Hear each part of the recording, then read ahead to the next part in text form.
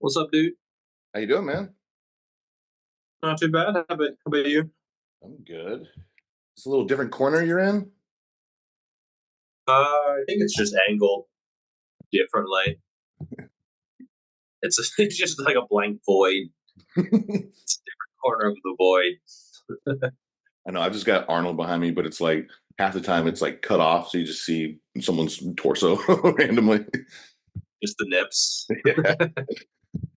It's a Cool. good thing. Appreciate you, man. It's been a minute. I haven't talked to you in a while. I took a little bit of a month or so off from pods, and then I came back and I had Bill Maeda on. You know him? No. He's like an older Asian dude. He's like super popular. He's got like a couple million, like 2.2 million on Instagram. And So, cool dude. Yeah, really cool. We had a cool talk, but I'm just like, man, I should have come back with somebody who like I have a good flow with, who I'm used to, and I can just shoot the shit with. Because I was like, all right, this was gonna be one I got to edit down like a lot. We're set for like an hour and 15 minutes, and I was like, we ended up running like 2 hours. I was like, I got to get enough to to cut this down and make it like palpable for everybody. Because when I get somebody new, sometimes it's like I want to get to know them. I want to get comfortable and stuff too. So I got to like get some background. But it's always funny how everybody does podcasts differently as a guest and as a host as well. It's like some people, certain guests, like I'm real comfortable just like stopping and redirecting, but some of them like some of them like, okay, I'm just gonna sit here and take it in. This is a skill. yeah, it's interesting and you can kind of see someone evolve over time sometimes, based on like feedback that they get as Yeah, well. And so, yeah, I don't know. I've thought about doing a podcast, but like if I have connection issues or some shit, coming from China, and like I'm on someone else's podcast, it sucks. But if I was hosting the podcast, oh man, that's so much worse. I Right? mean Like that could just in be part of it though. That on could be your part of the brand of the funniness. of it, like I don't know, man, that would be enough to Yeah. like, oh, that would be brutal. Like trying to explain to someone, oh, I mean, like what I mean? Yeah, that would be rough. I'm sure people would love to hear you talk more at any point. And it was a really good podcast. I like Bill. He was super cool. It's always the host kind of thing, you got to figure out somehow to get it going. It was good. I think it'll be fine, but I was just like, okay. Oh, man, I'm a little rusty. Super cool, dude. Who do you like in particular? Is there a host you really like their style? Let's see. Um, I like Steve Hall's style. He's a little bit less like if there's a round table, he's not going to be talking the most. Yeah. Sort of like let it go, which I actually like. Like he's not one to interrupt people when they're speaking as well, which is kind of a nice change of pace because you do see some podcasts, especially more like mainstream ones, where the host like won't even let the guest finish. But you could tell that the guest was pausing and they're kind of collecting their thoughts to keep going, and then the host is like, by the way, like, oh, I blah blah blah blah blah. It's like, all right, well, come on, man. Like, it's sometimes tough with being on the internet and stuff, but with connections stuff, and it's different from face to face. But still, sometimes I've seen some podcasts where I'm like, you're the host. Like, you're not supposed to be. It's Are like these like it's mainstream ones or like fitness ones? more like mainstream. So Steve Hall does a really good job with that and with just sort of letting his guest finish what they're talking about, and then he always has like a really insightful kind of follow up, which is nice. It's not like list of questions. Oh, okay. Next question. Like, I've seen that on some Yeah. sort of amateur podcast hosts where the guest finished saying something, and then there's sort of the silence, and they're like, "So blah blah blah," and it's like just like clearly the next question in a list, and there was no like transition or anything.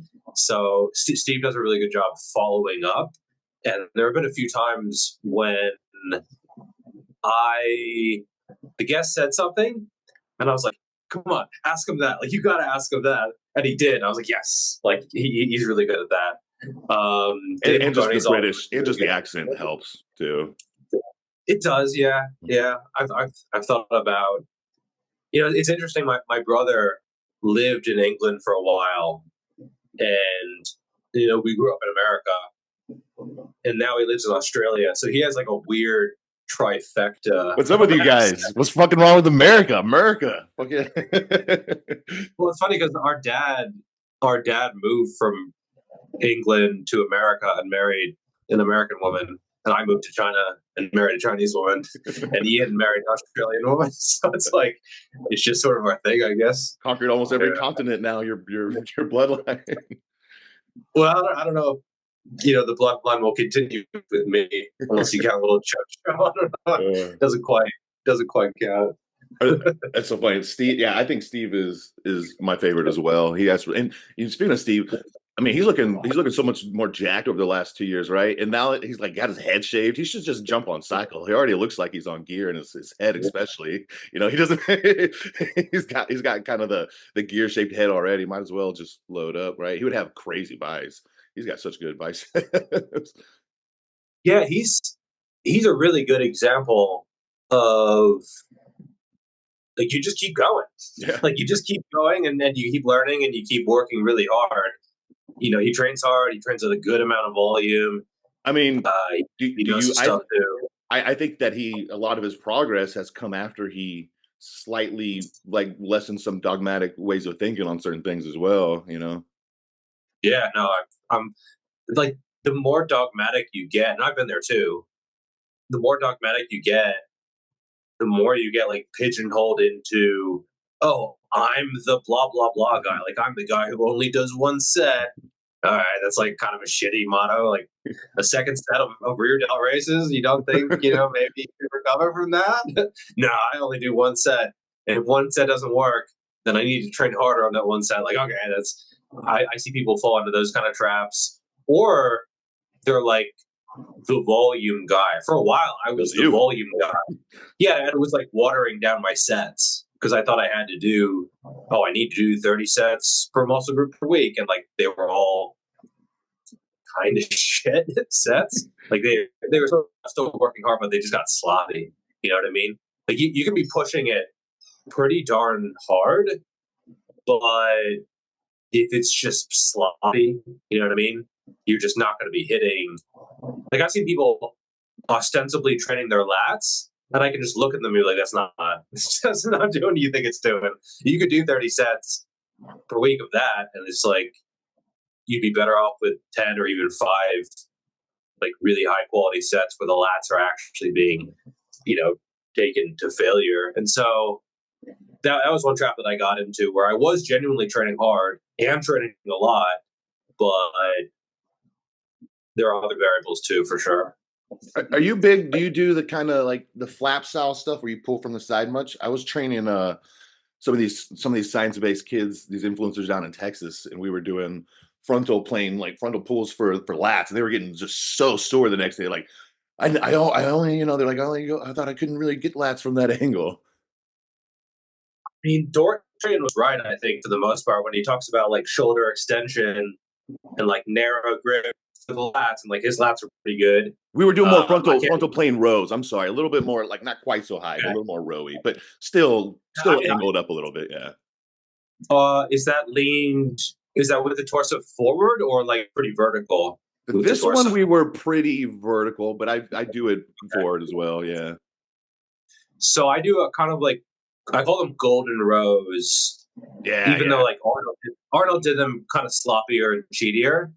But I'll do them where the torso is really pitched forward. Yeah, so I like those too. It almost looks like a pull down, but flipped 90 degrees. Yeah. But I do like them more than some vertical pulls, just because I have a tendency to arch back and to get like mid back.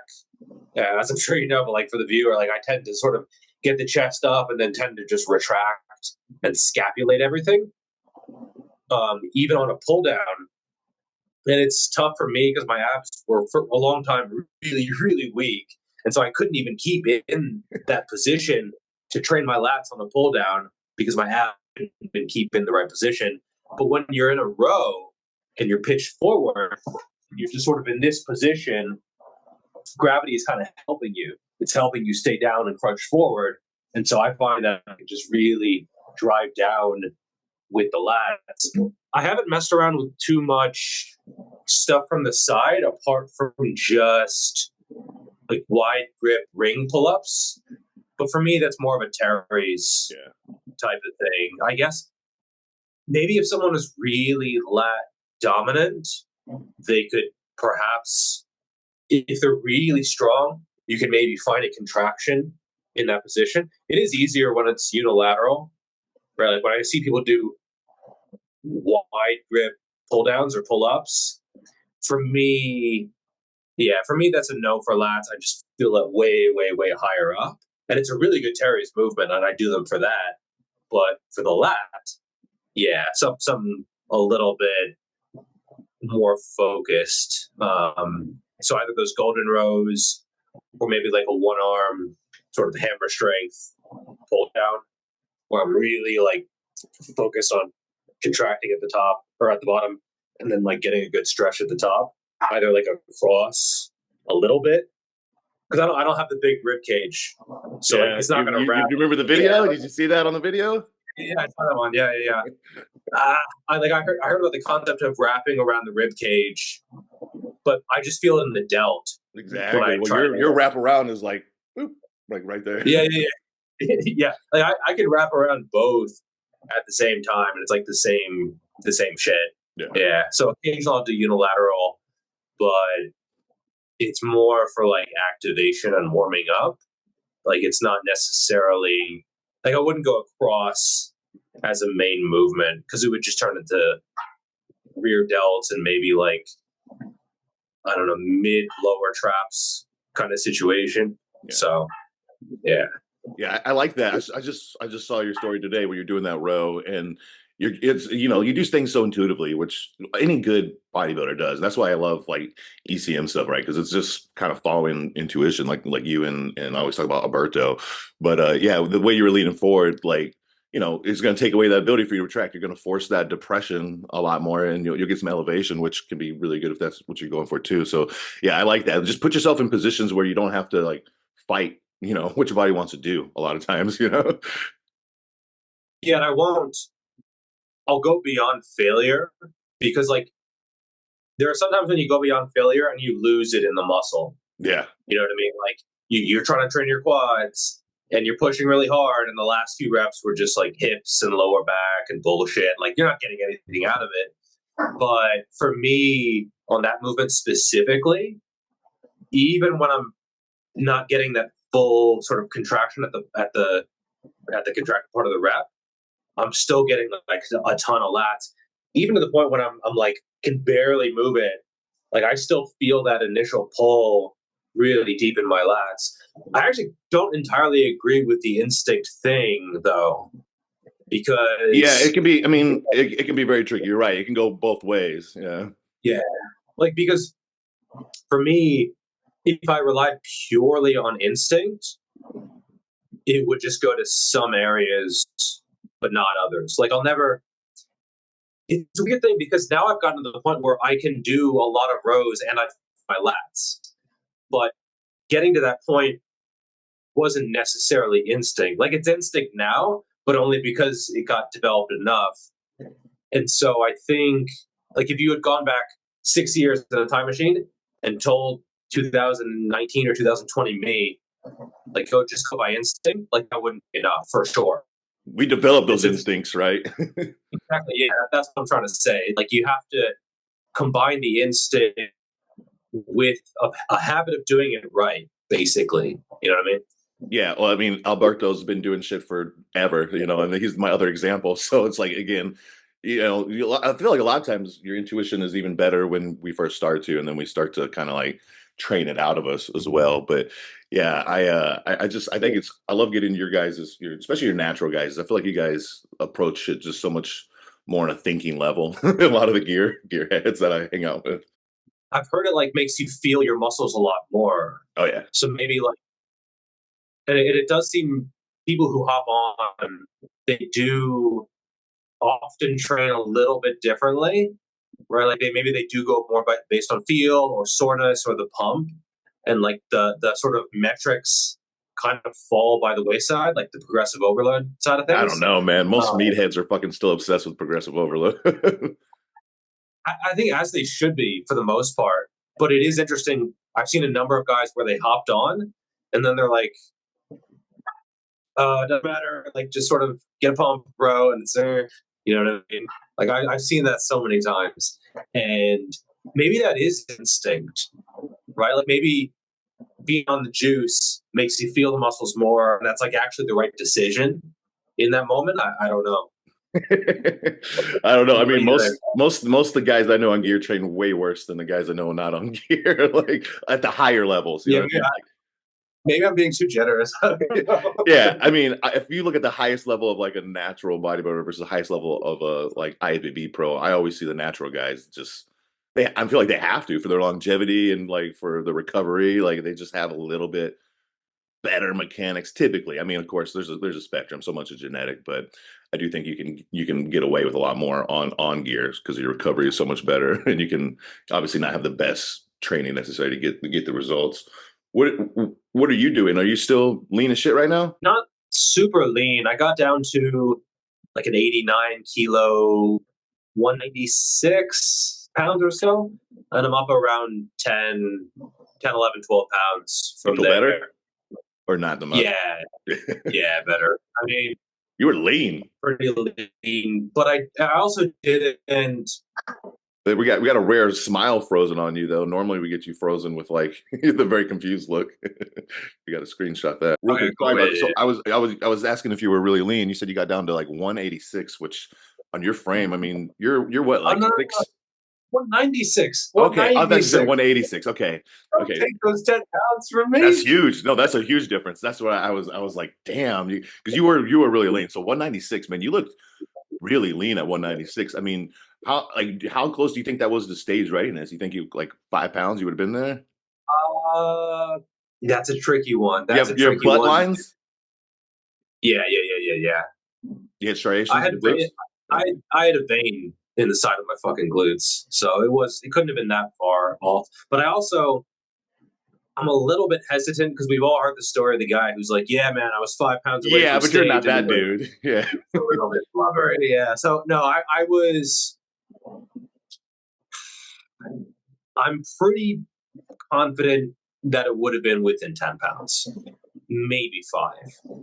Um, and I felt pretty good up until the last couple weeks, I would say. And so, yeah, I would say it is something I've seen time and time again where you can get weirdly lean if you do things right and still feel pretty good. You know, like Nunez, he's a really good example of that, where I think he said post diet a month or two, he was only up 5 pounds from stage weight. I think Yeah. it was 5 pounds. If that, yeah, I was talking to him too. I was like, Yeah. "What are you doing, bro? Why are you staying so lean?" He's like, "I'm not really trying He's like, I'm to." not even trying. Like, it's just sort of all the habits and sort of. So yeah, it's one of those things where I could maintain probably legitimately 9 or 10% body fat if I wanted to. I am more food focused, I would say, though. Right now, I'm probably up to like 12, 13% or something, like 206, 208. But, and so I feel a little bit more robust at this body weight, but I could maintain pretty close to stage weight, Yeah. like within maybe a couple months of dieting to get in like really, really good shape. But I do notice that hunger is a little bit more elevated at that point than here. And I do feel just a little bit more robust. Training is a little bit better. And I don't really have a reason to stay that lean, I guess, apart from being on social media. It does help with that for sure. But it's just not really worth it. Like, I have other goals that I don't want to stay shredded, but I also don't want to get fat. So I'm in a nice place right now, yeah. Do you notice that like as you get super lean or your weight is fluctuating, there's certain exercises you bring in that you weren't doing before, or certain exercises that just feel a lot different that you like or don't like as much? Yeah, I would say squat patterns start feeling kind of shitty because you'll just go down and down and down and down, and there's nothing to stop the descent.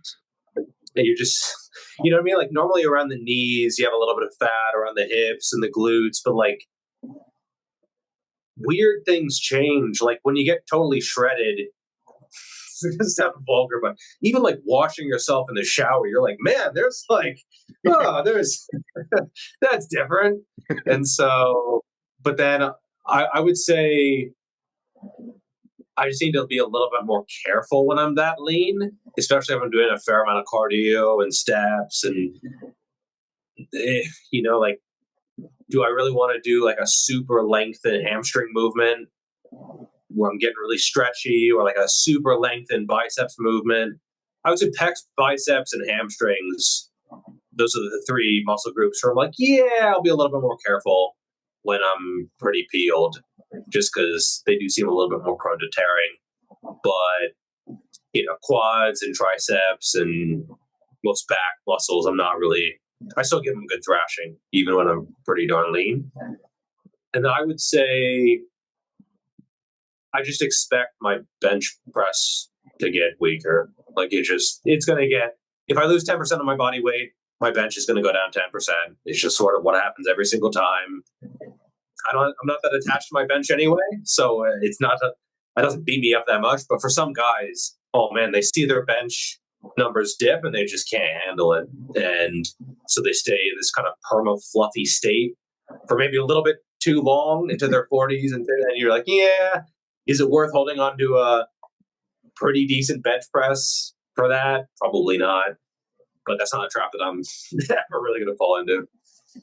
Yeah, I don't pull a lot from the floor anymore, but that was something that I always noticed. I started liking better when I got a little leaner. Not maybe when I was like as lean as I could get, but my strength would go up as I got the little bit of that mobility and the positioning. So that was, and then I always would do like, I started throwing in the weighted pull-ups and dips and shit so I don't feel weak, right? It's just a psychological trick. Like, oh, I'm doing more on this than I was able to do a month ago, so I'm not getting weaker. Yeah, no, that's a classic. And yeah, I do tend to gravitate a little bit more to body weight stuff, like planche push-ups, and I've been doing like front lever kind of swings. And I'm definitely a big believer in often your training kind of dictates your diet to a certain extent. You know what I mean? Like if you have all these goals where being leaner facilitates those, it's just easier to put the fork down a little bit earlier. But if you're like, yeah, let's get a big bench, let's get a big squat, yeah, like you're going in the other direction. You know what I mean? Like you're incentivized to just put on padding around the joints because it's going to help. So yeah, I think this is where choosing good movements and appropriate movements that kind of support your overarching goals is something that's just not talked about enough. And yeah, for me, I'm probably never going to be a great bench presser anyway. So I still do it, but if the numbers go down slightly because I'm down in body weight, that's just sort of expected. Yeah. Yeah. Yeah, I wanted to go back. I think I wanted to ask you this, but I think we had a little connection. It was when you were talking about like cheating and getting some body language and some of the movements. I wanted to, because there's like an art to that, right? Because you can cheat and keep tension and like get the set to prolong and continue to squeeze more of the muscle, or it can just start going other places. So and you do that really well. You're really good at cheating, especially for the arm stuff. Yeah. What are your favorite? Yeah, fucking fake natty cheater. So what are your favorite moves to like cheat on? Are there ones that you've like used to do that you don't do as much? And any advice on like how to know when you're doing it the most optimal way? Oh man, that's a good question. I would say there are some muscle groups where I will never cheat. Like I'll never cheat on a lat movement because it's just so easy for it to go somewhere else. You know what I mean? So for someone like a Dorian Yates, he talks about, a Yates row works the lats. For me, it's not really a lat movement. No matter how I do it, it's just not going to be that for me. But I'm also not going to call him out like, oh, Dorian says blah, blah, blah. Well, for him, the widest ISA ever. He'll hit those lats a little bit from there. You'll get upper back almost exclusively. Okay, yeah. Like it turns into just like a shrug and rear delts. And so, yeah, I think this is where if you're training a strong point, you have a lot more leeway with cheating compared to a weak point. And so for me, my weak points, same thing with chest. I'm never going to fucking branch floor and my inclines. Like what is that going to be for me? Like it's not going to do shit. It's going to be front delts and triceps and sternum. You know what I mean? So, but I'm also like for him, I think he got second at the Olympia. So like, I'm not going to branch floor would have been bigger if he did it my way. No, it's not. That's ridiculous. And so for me, pecs and lats, yeah, you're never going to catch me cheating with those, apart from maybe a slight bounce at the bottom of a bench press, maybe, you know what I mean? But that's not even really cheating, I would say. But for traps, like if I'm doing a shrugging movement, yeah, there's going to be like a little bit of a natural bounce to it. If I'm working rear delts, even on a cable where I'm going across, like I'll sort of get a little bit of swing into it because I feel like that kind of allows better stretch. And even if I'm doing partials, I'll sort of cheat on the partials.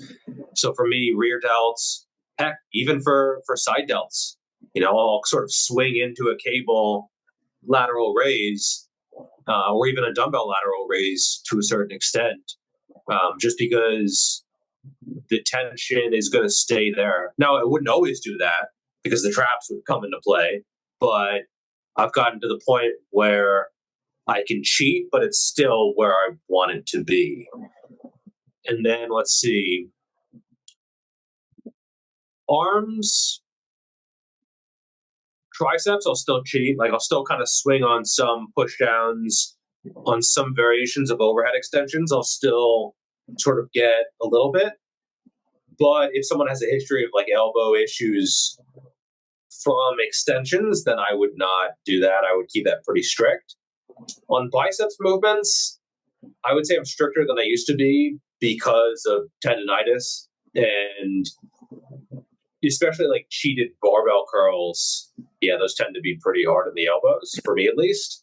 And it's just like, no, it's just not worth it because it doesn't tend to be any more biceps, at least for me, compared to, I mean, for Arnold, yeah, he could cheat curl and like his biceps are sensitive enough and like they'll go there anyway, right? But you have to listen to your body, and if your tendons are yelling at you, that takes priority over, some guy who said to do it that way. So for biceps, I would say I'm a lot stricter than I used to be, I would say. And I prioritize dumbbells, I prioritize cables more than like the basic barbell movements that I used to do more. Remember I did a video a while back, and it was like number one biceps exercise, the barbell curl. Whereas I would never, like, that would be maybe in my top 10, like maybe, but probably not even in my top 10. Just because, if something consistently pisses off your joints, it's just not worth it. And then for lower body, it's pretty much all strict at this point, or at least pretty strict, just because it's just not worth it. Like, how many old jack dudes do you see just flailing around their lower body training? None of them, because like knees get pissed off, hips, lower back, and I think that's one of the reasons why. I guess there's that saying that you lose the legs first. I think there's a grain of truth to that. That seems to be injury in most cases, right? Like they just can't do the kind of shit that they used to. And that's not necessarily age. It's because the stuff that they used to do was fucking stupid. 100%. I can't do the quarter. I can't do the super heavy quarter squats, bouncing out of the bottom position like I used to. Why? Why are you doing that? Like, well, that's how I built my legs. Yeah, but that's retarded. Like, why would you do that? So, yeah, I would say on like an RDL, I'm a lot stricter. I'm a lot more position focused. I mean, I used to do German volume training, deadlifts, frothing at the mouth, let's go, blood on the barbell, that kind of thing. Whereas now I don't get hyped up for those kind of lifts because it's just not sustainable, and it doesn't result in a better result. It sort of has you going backwards, or you can move more weight, but like, is the internet going to be happy with that anyway? No, probably not. So I think it's better to train for yourself and to observe lifters who are ahead of you on the journey. You know what I mean? Like, you're walking through this path and you can see people up ahead, and people are like getting eaten by monsters, or like they're tripping over stuff. Like, you can look at what happens to those people and be like, all right, well, maybe I'll walk a little bit this way, or maybe I'll walk a little bit that way. And so I think not listening to your elders in the gym is a big mistake that people make. And we're lucky that we have access to so many elders on the internet. And to be fair, like, not just because someone's old doesn't mean they know shit, right? But a lot of them do. A lot of them do. If you were, say you were gonna like try to do the old school stuff and just ramp up the intensity, are you able to like turn that on now that you've been doing it so long? Like, do you think you can tap back into that kind of just adrenaline, just make it do it like it used to? Yeah, because I still tap into it, but only on lifts that I can't mess up as easily, basically.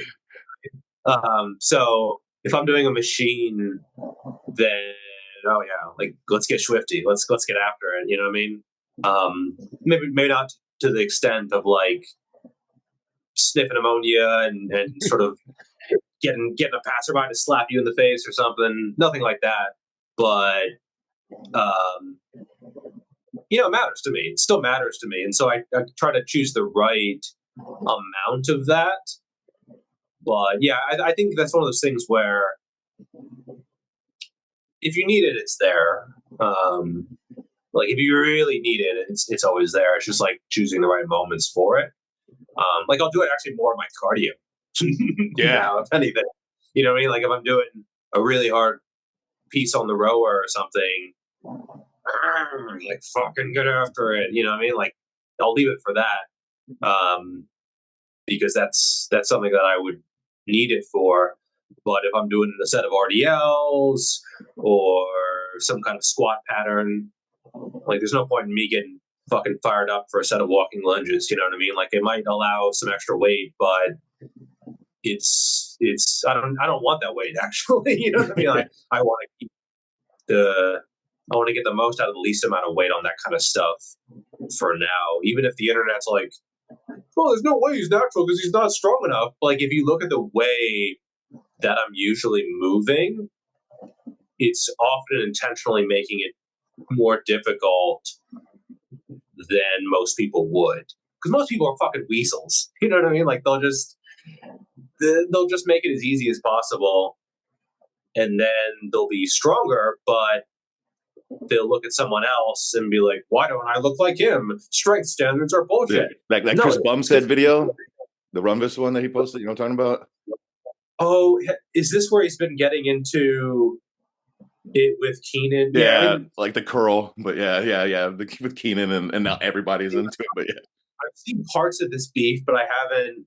Like, I'm not online enough to have seen it all, but I know some people have seen it all because, like, it's a whole back and forth. It's one of those things. They're both right, you know. So if I could summarize, it would be like, I'm not even sure if I could summarize it because I don't know if I caught like the opening salvos. I just like saw the aftermath of people talking about water and shit. I'm like, what the fuck is going on? That's I'm right. too lazy to try to scroll back and like see what started this. Was it something along the lines of like Chris Bumstead is a skilled lifter and so he doesn't need to lift a certain amount of weight? Something like that. It was one guy, like some not the most impressive physique ever, doing some hammer curls that were pretty shitty hammer curls, comparing it to Chris Bumstead doing the same weight, but he was doing kind of like a not as hammer alternating, real controlled, and it was like, I'm doing the same weight, like this is all genetics. And then the big debate was like, well, okay, you guys aren't doing the same thing. There's a lot of things going on here. And then that's where that's where Runvus was saying, it's the work you're putting in. It's not the genetics. It's being on top of everything. It's drinking your water, doing all this. And Keenan's like, no, it's definitely the drugs and the genetics. I'm like, okay, well, there's obviously components to both here. But yeah, you just made me think of it because they're both doing a curl and they're obviously going about it very differently. Yeah, I don't know. I'm pretty moderate when it comes to this kind of stuff, and I try to always see the other person's point of view. And so, yeah, from what I could tell, my reaction was like, well, they both, I don't know. They both raised some good points. They're just like completely on the opposite side of the fence. You know what I mean? Like if Runvus was natural, he might think about some things differently. You know what I mean? And if I think his name is Keenan, if he was enhanced and he was juiced up, he'd probably think about things differently as well. So, yeah, it's interesting how that status kind of clouds your judgment or at least changes your perspective of things. And with the genetics thing, I think one of the things that is so refreshing from like a Greg Doucette saying that he has amazing genetics, you know what I mean? Or even like Ronnie Coleman saying like, I was blessed with the genetics, that kind of thing. You don't hear it as often as you should. You know what I mean? Like how often on the Olympia stage are people like, well, it's probably the one of the biggest factors. No, it's like all about the hard work, you know what I mean? So but it's not just about the hard work, but it's not just about the genetics either. And for me, it's been interesting because I get more praise about my genetics now compared to 6, 7, 8 years ago. You know what I mean? But like, have they changed? Now, you can talk about epigenetics and shit, but like, no, they haven't changed. Like, I'm the same person that I was. I've just like put in a lot of hard work over time. And so, yeah, it's an interesting conversation. And I've also been sent people lifting the same weight as me and them saying like, oh, but I have 15-inch arms. Yeah, but look at how you're doing it. You know what I mean? Most of the time, that is what happens. Now, occasionally, I'll see someone who's curling a weird amount of weight with pretty good technique, and they don't have impressive looking arms. In that case, yeah, probably it's genetics. But I would maybe frame that as like they're gifted for strength. Yeah.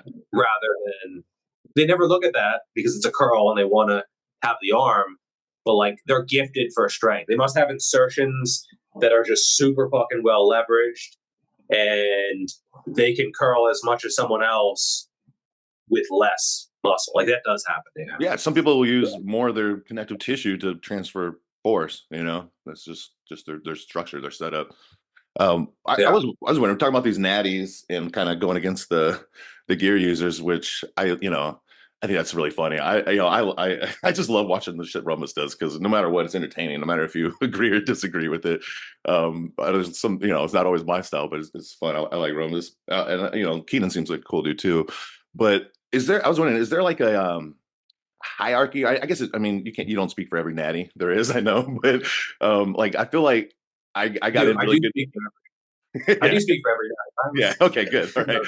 So there's like a council, the Noble Natties Council. You guys speak for everybody, and so I'm in pretty tight with you guys, and I think some of that's just because we get along, and I do a little more technical stuff, so it's stuff that can apply to natties as well potentially. But do you think that there's anything that natties like? Do you think there's any merit to like for someone like me who you never know, I guess, but just by looking at me and knowing like my history, my kids, and my physique, like I'm not somebody who's abused stuff like crazy at all. Like I was always coming on and off. I was been really afraid, done like mild doses, so I don't necessarily have that super gear user look. Do you think that appeals to some natties? Do you think that there's some that are like, okay, well, I prefer that versus just the fucking the lumpy head and shaved head and just not able to have kids? Or do you think for a lot of natties it's like all or nothing, like they wouldn't really like I wouldn't appeal to them?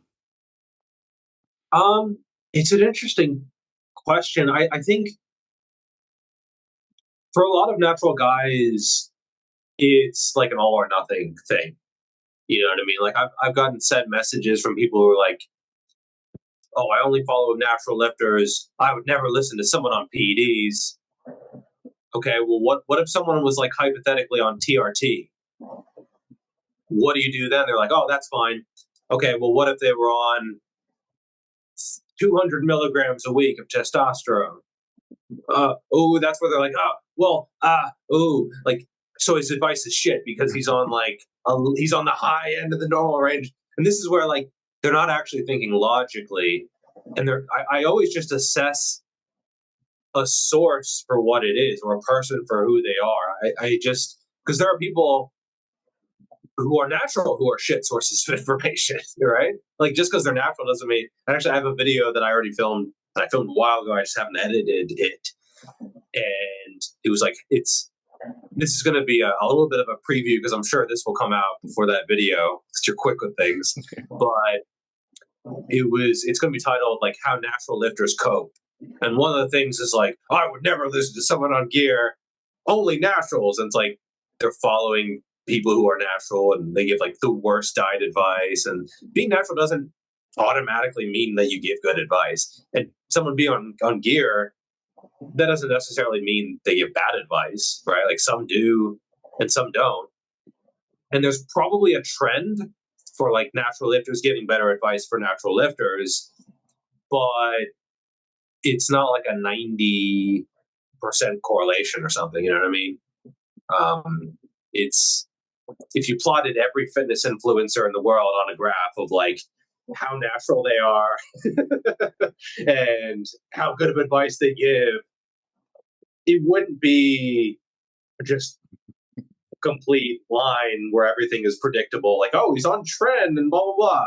That means it must be shit. You know, like there are going to be some guys who are on shitloads of gear, but who are pretty reasonable and actually know their stuff. And their process is dialed in.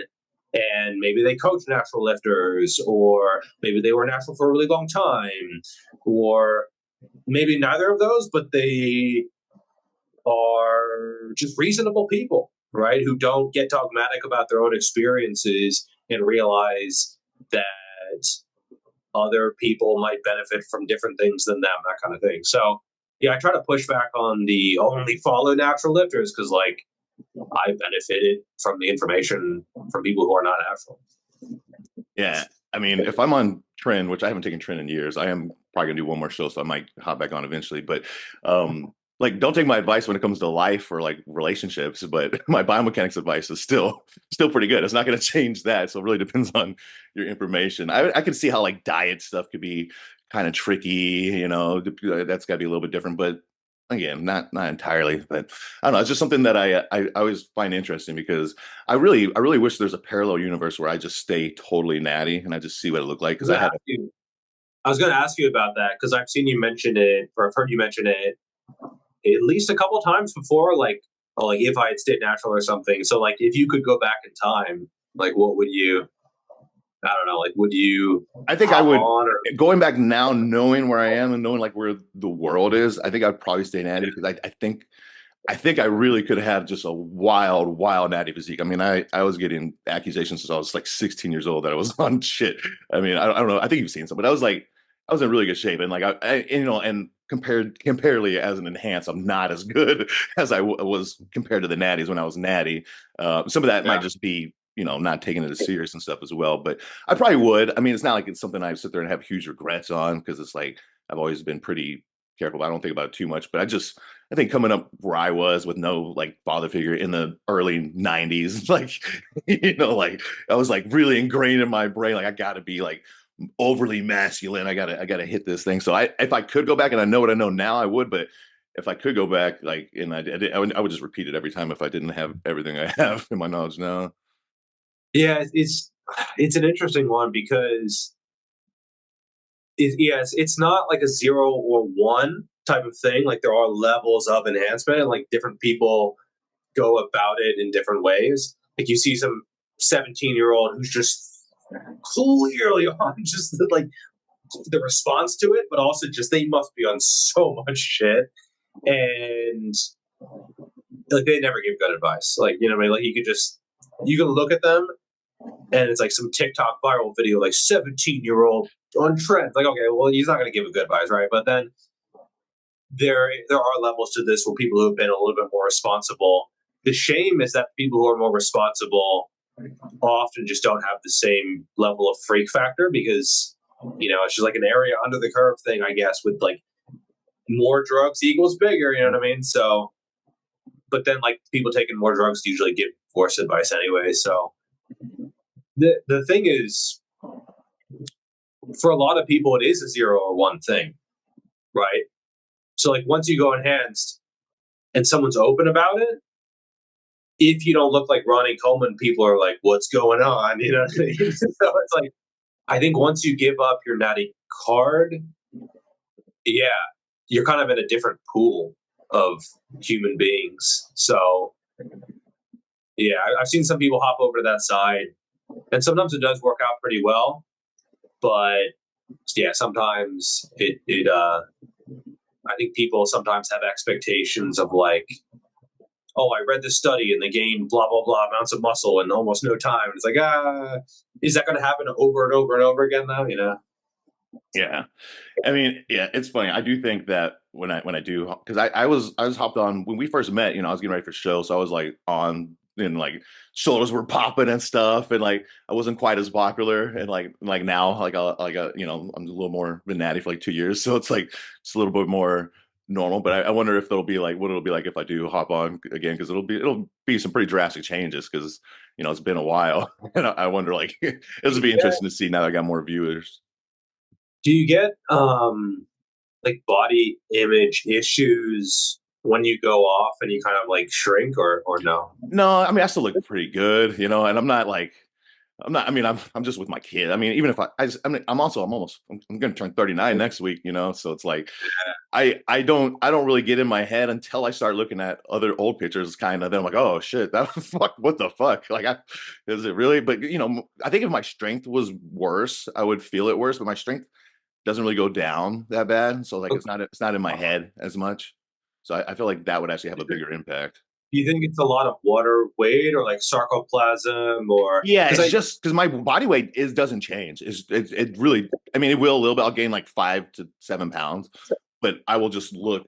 I mean, even if I'm at the same body weight, I'll look so much bubblier, just so much fuller. Yeah, like there's just more inside of there, and really, interesting. the thing that I miss isn't even like the size. It's the mentality. Honestly, it's like being able to like fucking find that in the gym, that aggression, and just like that the confidence of just like every time you're on trend, dude. Like it does. You don't even have to like be approaching girls, but it's like every girl is like just hey wow, like you just something about it. Like it's the weird, it's the wildest Yeah. shit. Like I'll be like I won't be trying to at all. I'm like god damn, like what the fuck? Something about this. So there's a famous fitness influencer, and I won't say his name because he hasn't been open about it, but it's been obvious that he has hopped on, and you can sometimes just tell looking at someone. But then he went off, and he hit like sort of a most muscular flex in between the video that he was showing. This is probably going to give away who it was, I think, but he did like a sort of flex in the mirror, and he was just like fuck. He was angry with how he looked because he was comparing himself to like the beefier version of himself from a few months earlier. And so I could totally see why some guys they just never go off. You know what I mean? Like or they go off and they're like, oh, this sucks. They don't get the pumps or the whatevers in the gym, or maybe it's the aggression or something or whatever it is, and they just go on again and again and again until they have like a serious medical issue. And sometimes they don't even stop then. Like they just keep going all the way to the grave, and it's like, oh Dude, man. did And you you see? on social media too, you can see it in real time, and it's like, oh man, that just looks rough. Did you see the guy? The guy fucking passed away yesterday. Did you see that? No, Yeah, oh, man, fucks me up. Every time I start thinking about competing again, there's some fucking 40-year-old who just fucking croaks. Um, guy named yeah, Dwayne Camilla King Q. You probably never heard him, but he was a good 212 bodybuilder. He beat Sean Clarita. He was one of the last people to beat Sean Clarita before he won the title. Looked really great. He took super entertaining guy, like just wild, hilarious. He quit bodybuilding for like 5 or 6 years, was doing like photography, all this random shit. Came back to bodybuilding like this year, competed, same fucking coach as me, Blue, my old coach, not my last coach. And then he fucking died. Like, and then if you go back to his video, people were talking about. I looked at his wall, his reels, like 2 days before. you can hear him. He's like, man, I wasn't feeling too good. He's like really labored. Can't like, it sounds like he's fucking drowning when he's talking. He's like, I went to the spa, you know. I'm like, and that was his last fucking video. And then he fucking, I'm like, Jesus Christ, people, like, what the fuck? And then, I mean, I don't know if he quit bodybuilding originally because he was having health issues, and maybe he came back because he needed to, you know, for whatever reason, financially or something. But you see that, and then fucking Hayden Panettiere, you see that shit from Heroes? Aiden, You ever watch Heroes back in the day? how is that the chick, The blonde chick, cheerleader. maybe? Yeah, the cheerleader. She fucking died She died. yesterday too. Oh Yeah. shit. She was like Damn. 36 or 38 or Yeah, something. she's young as well. Yeah. Damn. But fuck me up, man. I don't like this shit, you know, feeling too real as I'm getting close to 40. I'm like, you know, like, oh. Yeah, I mean, that's one of those things where people are like, asking if I'll hop on and stuff, and I'm like, I'm 37. Like, what the fuck do you think? Like, what do you think this trajectory is going to be? Like, it doesn't make any sense at all. Like, oh, if I hop on drugs, I'll be successful then? Like if I wanted to be successful on social media, I would post more frequently. You know what I mean? Yeah, right. I'd hit up my Instagram more than once every couple of months or whatever, right? So, like, I think a lot of people are getting into the fitness industry, and I've seen this a few times where someone is like, they're trying to be a content creator, and they're big and they're lean. They have a pretty decent physique, but they don't have any information to share. Like they're on drugs and they've got the physique side of things and they've got that kind of nailed down, but they don't have any information to share. They can't really present well. There's nothing there in terms of editing or anything really. Like, they expected to just show up with the physique and have 1 million followers. Like, I mean, that's like their fucking game plan. You know what I mean? It's just like Sam Sulek wasn't popular because of his physique. You know what I mean? Like, that's their, like, oh, look, this guy has 1 million followers. I'm going to do that. You missed the most important parts. Like, Sam Sulek could have gotten, I'm not going to say as popular, but he could have gotten popular naturally, right? With the personality and the information and the consistency and like everything else. It helps having that larger than life physique. But if someone is getting into the fitness industry and they think like, oh, if I just get big, that's it. Like, no, like that's not how it works at all. And so for me, like, I don't know what benefit would I have from, it just doesn't make sense at all. And then like the health stuff, and yeah, for me, like, I already, like, have you looked at your family tree and stuff? Because that's one thing that I've done, and I've talked to family members and stuff. So like, I already know my blood pressure tends to go high. If I hopped on drugs, I think it would be like fucking blowing a gasket. So yeah, I just, yeah, for me, it doesn't make any sense at all. But yeah. Yeah, my blood pressure definitely goes up a lot when I'm on. And one thing I was thinking too, I think it also, like, I don't feel as type of way about myself when I'm not. I think it's because I'm always lean too. Like you were saying, like if I was somebody who didn't constantly stay lean, even though it looks a little different when I'm lean, if I was like getting super soft, and like then I'd probably be more in my head. But I'm like you, I could walk around at 10% like I do like yearly all year long, and I feel pretty good. Yeah, you see people where they get a little sloppy Yeah, in the office, like they need the drugs to get lean. You know what I mean? Like they're on a whole bunch of, and they have these big fluctuations in body weight. That's probably just as much causing the issues as anything else. You know what I mean? So yeah, I think if you keep up with cardio and like the training side of things and you're consistent with that, it's almost just like the drugs are a suit of armor that you put on that kind of gives you a bit more, you know what I mean? But for some people, they have to lean on the drugs because they don't have anything else. And those are the guys who get fucked up, I think. it's funny. I've been, just taking like 120 of mgs of test usually is what I do when I'm like taking TRT, and I've been using the same test, but I mean, I'm not getting from the pharmacy, so it's always a little different. And then like I was just noticing, I was like, man, like, I don't know, I'm just thinking a little bit differently. I'm like a little bit more like, I don't know. There was like something that popped up on my Instagram. It was like a neck massager for like someone, like it's like, oh, your girl will love this. She can go down and you can rub her head on. I was like, oh, that's that'll give her some like neck support if I wanted to face fuck her. Like that could be potentially like, and I'm like, whoa. I was like, why am I thinking so aggressive sexually I or did not like, and then see like, that go. yeah, like I'm just like I'm lingering on like these really thick Latinas on my Instagram feed, and then I'm not clicking, but before I know it, like all my feed is these just fucking 170-pound fucking Latinas, and I'm like, I need to go get my test levels checked, and it's like, yeah, sure enough, they were like 1,500. Normally, I'm trying to keep them around like 700. I was like right at the top end. I'm like, okay, someone. This dose this batch is a little bit stronger, so I need to like lower that down. But yeah, it's wild. That shit can You just could probably you could probably get to the point with enough blood work that you could just predict your levels based on your feeling and based on your Instagram feed. based on my sexual proclivity, yeah, whatever I'm Yeah. into at that moment, I can tell exactly where I'm at or what substance I would be on. Because, like I said, once you introduce a couple, that brings in new things that weren't even there before when it was just the test. Oh, man. Yeah. There's and then you see I remember one video you said like when you are on trend like chubby girls look better or something. Yeah, that was when I was at the highest. That was pretty. I didn't get to the absolute morbidly obese girls, but like really, I mean, I guess they are they are morbidly obese, but they're not the Disneyland morbidly obese. They're definitely morbidly obese. They're like 300 pounds. What am I talking about? But yeah, Yeah, that that, that's that a doesn't do it for wild. me. That's crazy. That's Yeah, I that's guess just a like trend. Trend makes you like different stuff. Like I don't know what it is. It's like you need some kind of different stimulus. huh, Yeah, something you'll yeah, you'll never have to know, it's interesting, but yeah, Yeah. it's not enough to to make me off that side of the fence.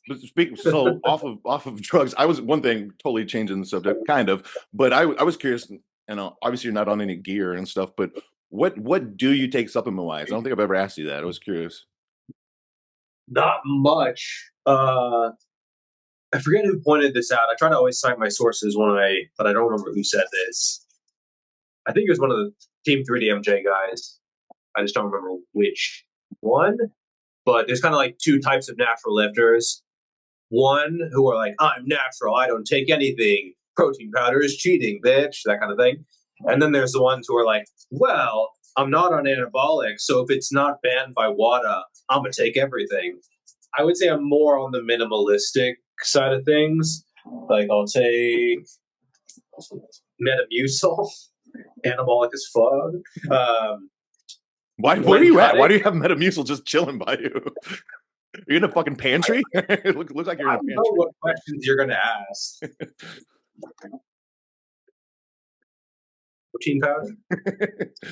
It's funny. Look, I got random stuff by me too. I got a birdhouse right here. Look at Oh, that. some creatine. You Link are in in the a bio. pantry, aren't you? You're in a little Chinese pantry. That's the only spot you have besides the bedroom over there. Yeah, it's my filming room. But oh yeah, that's about all. Fish oil, but it's a little bit out of too far away to grab. And that's about all.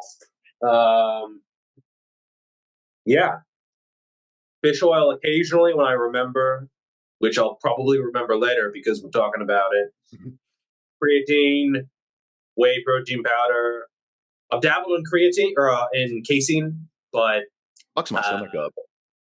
yeah, it's kind of just annoying to mix up and kind of like sticks to your cup and stuff. It's just not really worth it. Maybe it's slightly more filling. Maybe it's better when cutting, but I don't think it makes a huge difference. And then the Metamucil, mostly when cutting, I've had this for months just because I haven't needed it because I've been slightly higher in body fat percentage. But that's about it. Yeah, I mean caffeine as well, if that counts. You don't do any pre-workout or anything? Uh, a nice white monster. Yeah. But yeah, that's about it. It's it's pretty minimalistic, I would say, and I think in terms of muscle growth, there's not really that has enough evidence for it for me to spend money on it because I'm naturally pretty frugal. So, but I'm also really into building muscle. So I think that shows for most people, they probably don't need to be on a ton of supplements for muscle growth.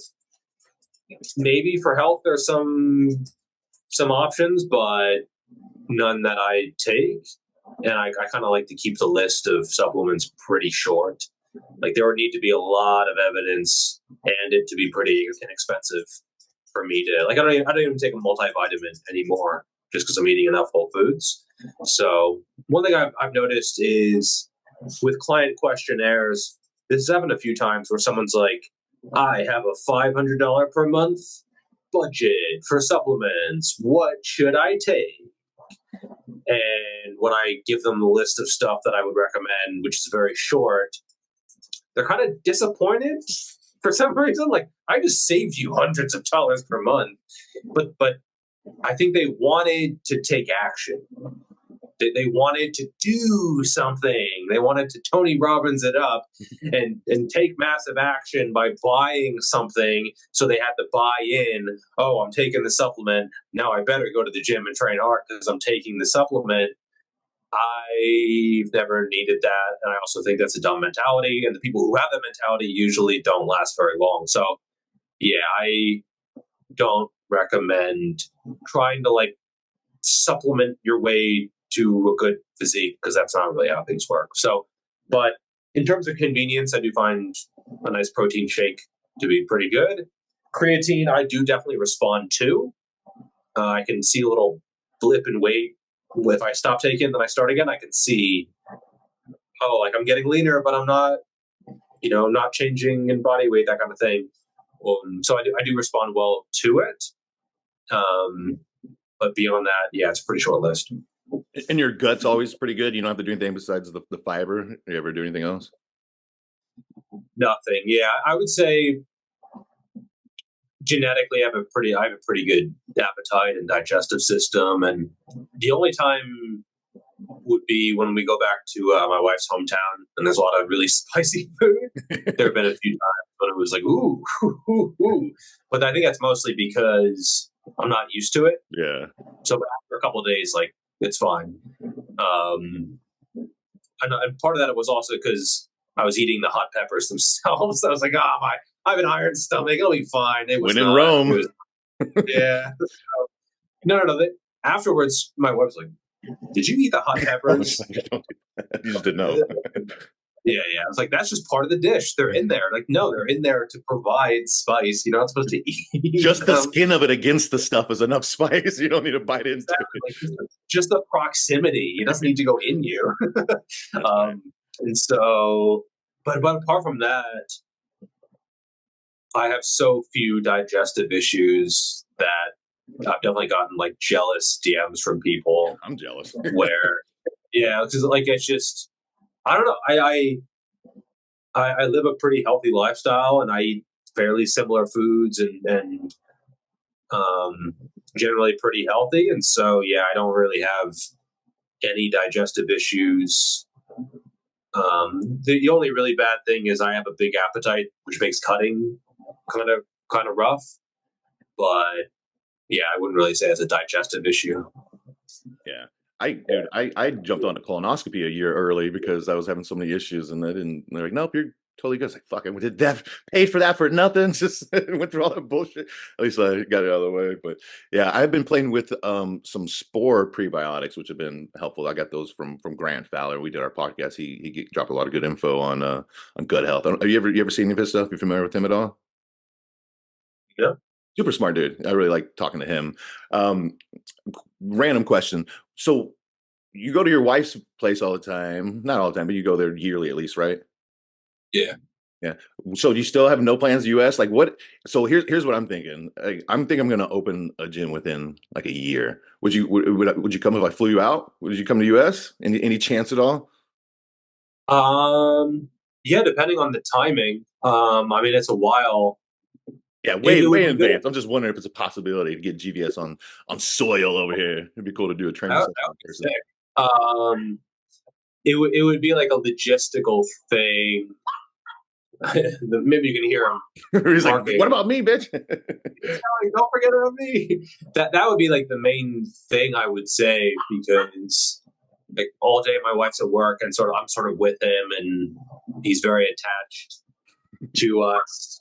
Like he sleeps under my feet, and obviously we can't keep him in the cage all day, and he can't really be trusted to roam around the house by himself all day, because he would definitely, well, not definitely, but he could potentially choke on something, or he's basically like an infant that we have for the rest of our He'll lives. never grow out of infancy. Yeah, so that would be the main thing. It would be better if my wife could go as well. Like we Yeah, could that's have what I'm saying. Get everybody out there. yeah, and then we could keep him in like a pet hotel. Which I don't even like doing that, because like I don't know, man. I think about I'll set you up with the best one, the best pet hotel to get you out here. we have a really nice one nearby, but like even then he can't process what's happening. You know what I mean? He just knows that like, oh, where are my owner? Where are mom and dad, basically? And oh, they're gone. It's like he must have like a weird, like he can't process that. Like a little kid can't even process that, let alone a dog. So yeah, um, that would be like we're okay with doing it. We went to Malaysia for a wedding last year, and yeah, it was okay. They sent us videos 3 times a day and stuff, and like he seemed to be in good spirits. So yeah, that maybe would be a possibility. The main thing would be getting her a visa, because it can take some time. But yeah, I'd be down to meet in person. And Do you need a visa just to visit from China? think so. Yeah, I think there's some countries that are visa free to come here to China now. I'm not sure if the U.S. is one of them because politics and such. But yeah, I can look into it. That'd be sweet. Yeah, like I said, just the thought. And SoCal's awesome too. It's like a cool vacation spot. It's not like you'd be coming to fucking Pittsburgh, Schittsburg, or some shit. Yeah, no, she would like it. And she's never expressed interest in moving to America, especially once I show her like prices and stuff.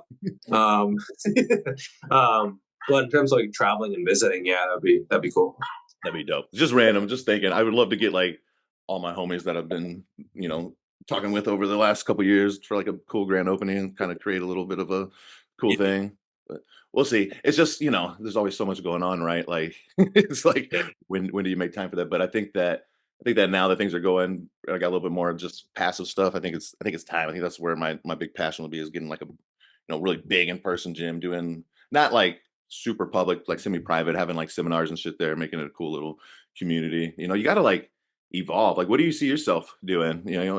Like, because I feel like part of my problem in the gym too is like I've just been so stagnant, like doing the same stuff. It's almost like I'm not building skills, which is what gives you that intrinsic value, that progression of like a skill set. So I feel like I got to do that in the gym and in business and life, right? What are you trying to progress to? I would, yeah. I mean, I would say for me, like cardio has been a bit more of a focus, at least in the gym. Um, and that is something that I've noticed from a few lifters, like into their 30s, and especially into their 40s, like for maybe cardio or mobility, some other stuff rather than just get big, bro, kind of become a little bit more of a focus. And so, yeah, I've been a little bit more focused on cardio. I rode a 619 2000 meter on the Concept 2, which is pretty good. I can check the rankings right now.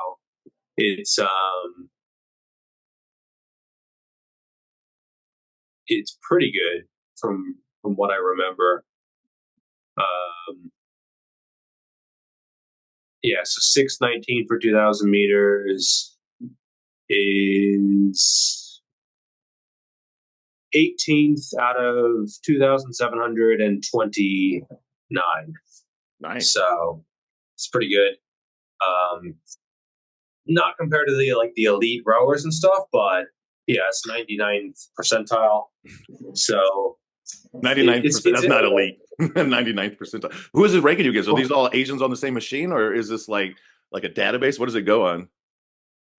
So you can connect the rowing machine to your phone and use an app, and it just sends the data from the rowing machine, and so it's basically verified. There's no way to cheat it unless you like built some kind of machine to pull the rower. You know what I mean? He should be the 99th percentile of all the Chinese. You're GVS.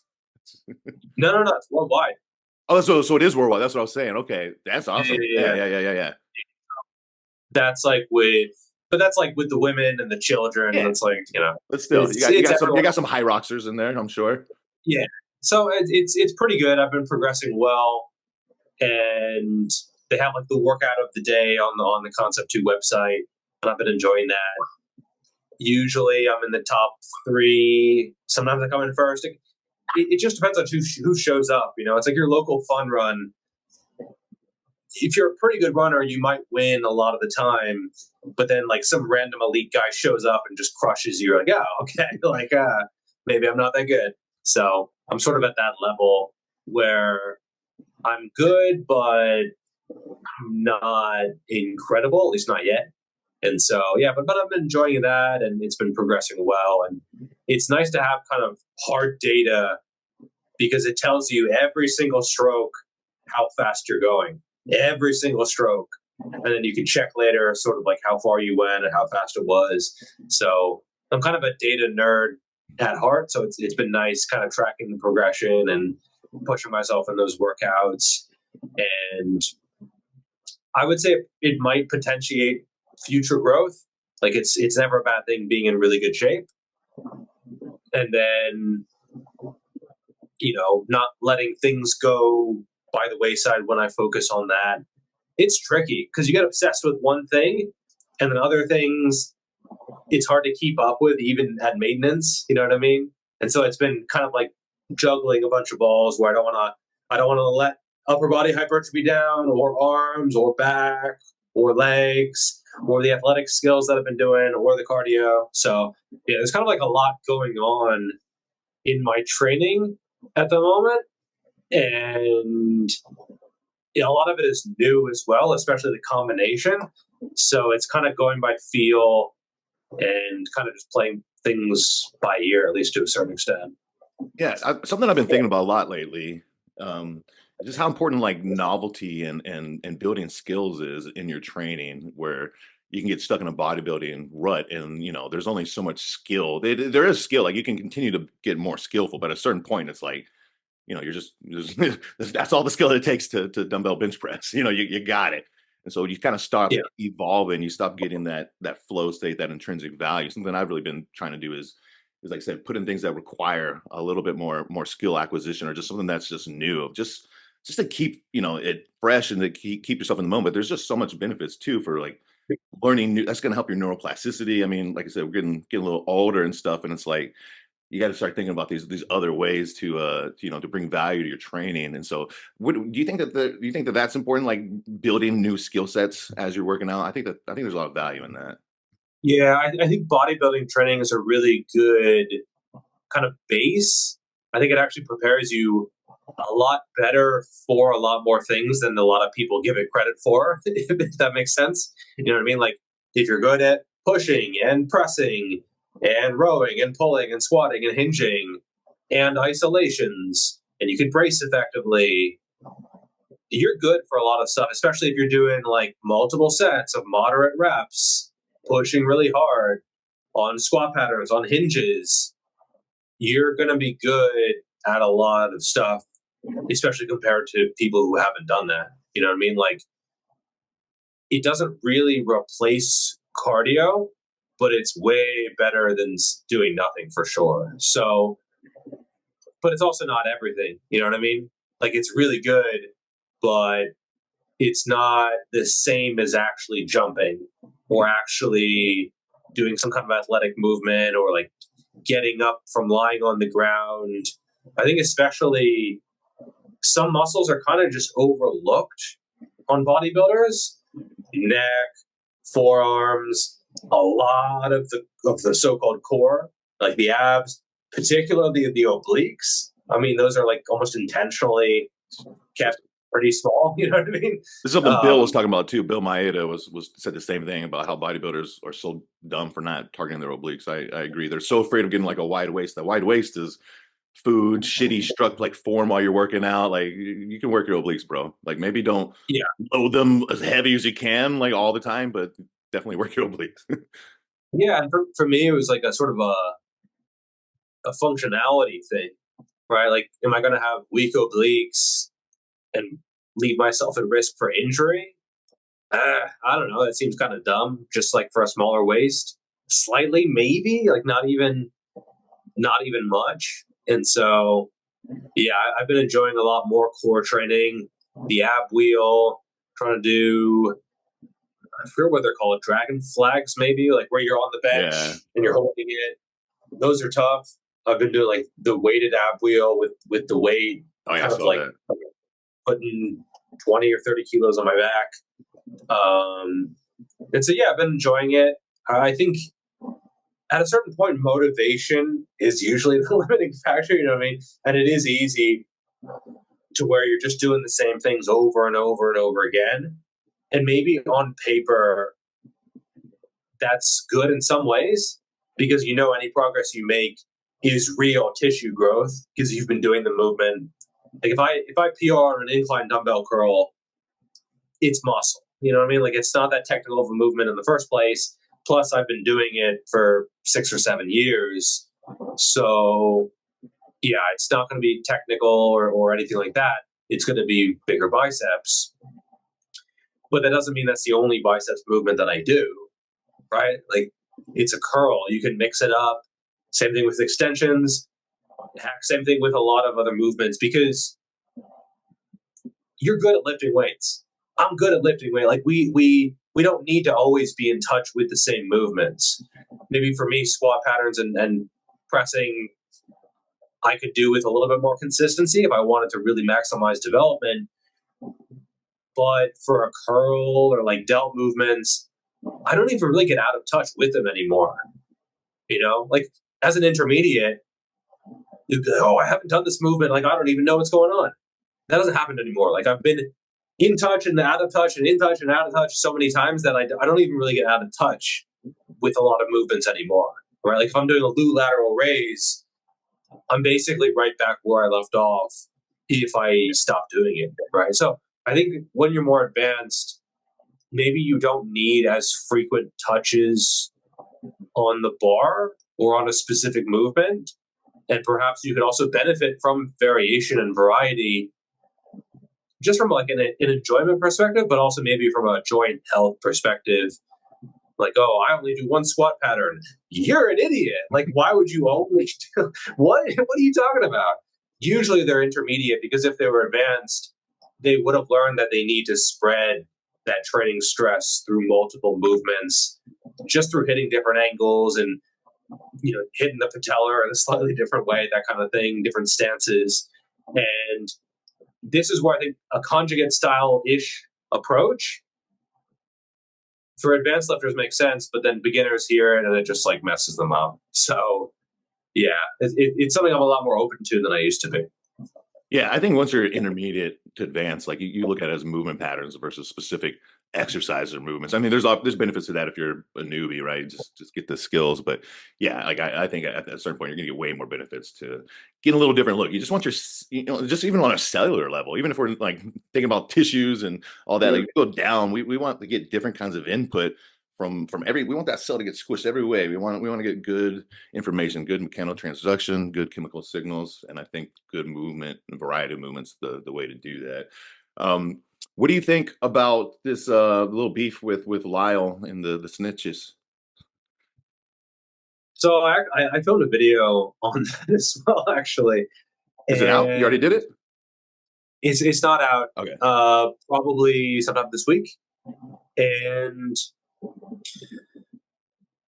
it's a little bit funny for me because I don't count calories. So when people are arguing about like 100 calorie surplus or 200, actually maintenance is not maintenance. It includes the muscle growth, energy expenditure, and I'm a lot more open to building muscle at maintenance than I used to be. But again, as someone who doesn't count calories or macros, like it just seems a little bit silly. People arguing like, no, it's 200. No, it's 300. No, it's 100. Well, it depends how advanced you are. It depends. I think I said this in the video. If, an 18-year-old kid came to me for coaching and on their questionnaire, they're like, by the way, my whole lineage is IFBB pros. And like their mom is an IFBB pro, their dad's an IFBB pro, uncle, like it's just bodybuilders for 8 generations up or something. And they're skinny and they're underweight. And oh, by the way, they're on performance enhancing drugs as well. Okay, maybe a 200 calorie surplus is a little bit on the low side. You know what I mean? Like they could probably go a little bit harder because they're going to be gaining faster because of all those factors. Whereas if a 35% middle-aged dude came to me and was like, so I've heard bulking is a thing. Yeah, not for you. You did that. You did that already, dude. Like you're fine. You took care of that. And so it really is very individual. And I think a lot of people are looking for a number, which, plot twist, you can't even track that surplus anyway.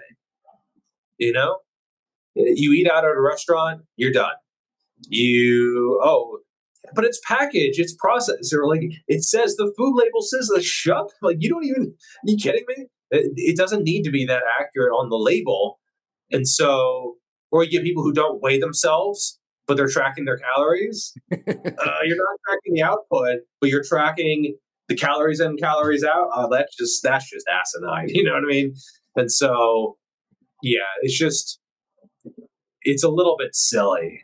And I'm not saying the people involved are necessarily silly, but the discussion does seem a little bit silly at times. In general, I'm on Team Lyle, I would say, on this one. And I would maybe consider some of the stuff Ella has said to be a little bit rage baity at times. Like she's good at that. She's, maybe they're trying to switch definitions and then backtrack, and it's I don't know how practical the discussion is for a lot of people, I would say. Right. I mean, it's kind of like when you and her, I had you guys talk about it. It's like, yeah, I don't know. I just feel like I was super nice. Why is he being so nice? He should be like destroying her. No, that was good. That was nice. I like Elle. I don't know how much I like Elle. I don't know how much I love her boyfriend's take on certain things. I don't know if I would, hang out with him, but I like Elle a lot. And like Lyle, I just feel like he just needs to fix his brain, man. Like I feel like there's no real benefit for doing. There's so much better uses of his time and then of his energy. I feel like than getting into this gridlock thing and then having it fixated with them because. I mean, it's one of those things too. The semantics are what you're arguing. There's not a huge. Yeah. I want you to come at a totally different viewpoint. If you're coming out with something totally different, then that's great. But I feel like everybody involved has better uses of times and the way I feel like Lyle if he could just manage his personality a little bit, he could have a bigger impact. I don't know if he wants to have a bigger impact, but I think he could have a bigger impact. I think he maybe needs motivation to post, and so he's using this. And hey, I've been there. Well, that's not shade at all, actually, by the way, because I've definitely had times when I saw a video by someone and was like, well, that's going to be an easy video to edit. It's like I'm going to be motivated to post that shit. Revival. So, that was speaking more generally, but yeah, certainly there have been times when he's said or did something, and I was like, well, here we go. And so I think Lyle's probably been burnt out on content creation before, I imagine, because he's been in the game for so long. So maybe a bit of the back and forth. I wouldn't say it's manufactured at all, but he's probably of the mentality of like, I'm going to show these fuckers how it's done. You know what I mean?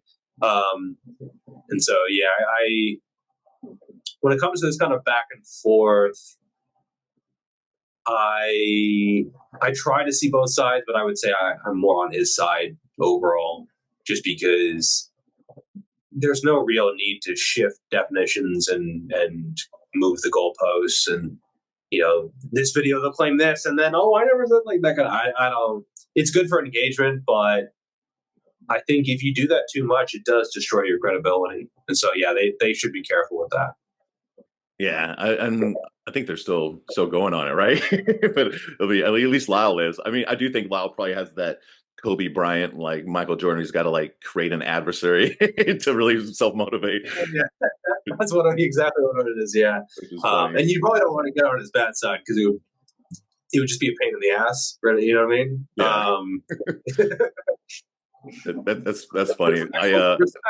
Okay, I'm saying that respectfully. Like, yeah, okay, don't mess with Lyle, basically. Yeah, and they were talking about doing a debate. I hope they don't do another debate. We've seen that's good. We're good. We're good with the debates on this fucking subject. I mean, actually, even Revival debated her, and like, how many times do you have to lose before you give up? Was that after you did or before? It might have been before, but I didn't watch it because I didn't want to have it like cloud what I was saying. You know what I mean? Yeah. Cool. I'm gonna pull up some questions if you're good. You okay on time? Yeah. Okay, cool. Let's see. I don't know how many. I dropped protein powder on the floor. Like it opened? Yeah. Oh fuck, bro. And it's chocolate, so I gotta be careful. You want to take a second? You can clean up real quick if you need a second, bro. You need to vacuum it or something? I don't know. I'll clean it back. The door's closed, so he's not gonna. Okay. He's not gonna trot in here and sniff the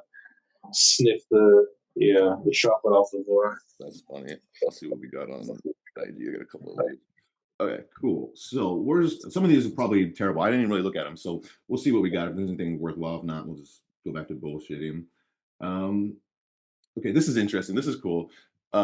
This is from Go Bro Athletics. So, I mean, you see, I've been doing some of the home gym stuff, right? Like that's been really, really fun. This is a company who came out with this really crazy tricep bar. I don't know if you've seen anything I did. They have this bar. It's like a cambered bar. I feel like I should probably show it for them. They got really cool shit. I'm gonna pull this up real quick. Give me a second.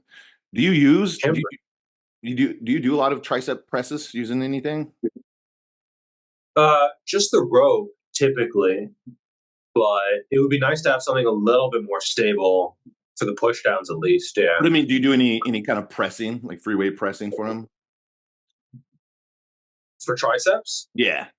Like close grip like a very close. Yeah, I'll do like a close grip around here ish. So like basically right to the nips. That's just a straight bar. So, yeah, just with a straight bar, which probably not ideal, but I'm also not strong enough to to mess myself up. Yeah. I typically stick with like 15 to 20 with the very narrow style. There you go. So I'll check this out. I'll try to share this, see if you can see this thing.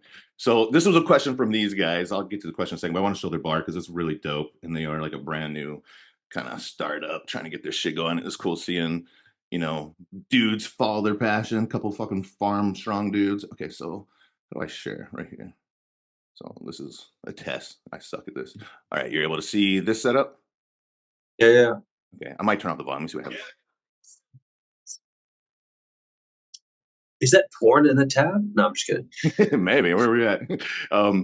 So this is totally adjustable. Look at this. You can move these any direction that you want. So those are all different notches where you can put it, but you can also angle it. So you can put. So it's almost like those push-up platforms where you can kind of. Yeah, you could do that too. Yeah. And so you get any kind of angle. You can make them, really, really sharply, kind of almost pronated at that angle even, but you can go super neutral. And so this just felt so good pressing with it. It was so stable and like just so fun to play around with all these different cool little options. It's like a $800 bar. Rotate a little bit. Yeah, you could go like underhand, get more like pecs, get like a little supinated grip. I mean, just all kinds of cool shit. So this is one of the coolest things I saw there. Really, really nice. Felt really good. But they, oh, wrong one. But they, so that guy, the one of the owners of there, he's sending a question. He was asking if you were working on an adjustable triceps attachment, what would you name it? Which is that'd be great. I mean, you should come out with your own triceps attachment, bro. It would like sell like a hotcake. Ooh, what would I name it?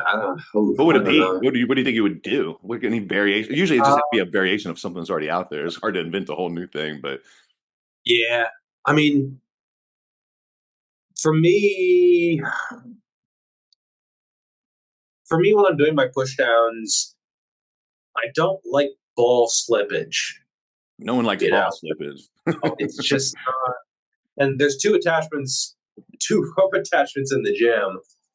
One of them has more like a sort of a rubbery ball. The balls are a little bit rubbery, and so they kind of stick together. They kind of It's an stick together. old attachment. Yeah, it is. It's a little bit frayed. The string, the rope, it literally is a little bit frayed at the top, and it's getting more and more frayed. So I'm afraid one day it's like I'm going to be pushing down. I'm just going to like slam myself in the crotch or something if it just snaps.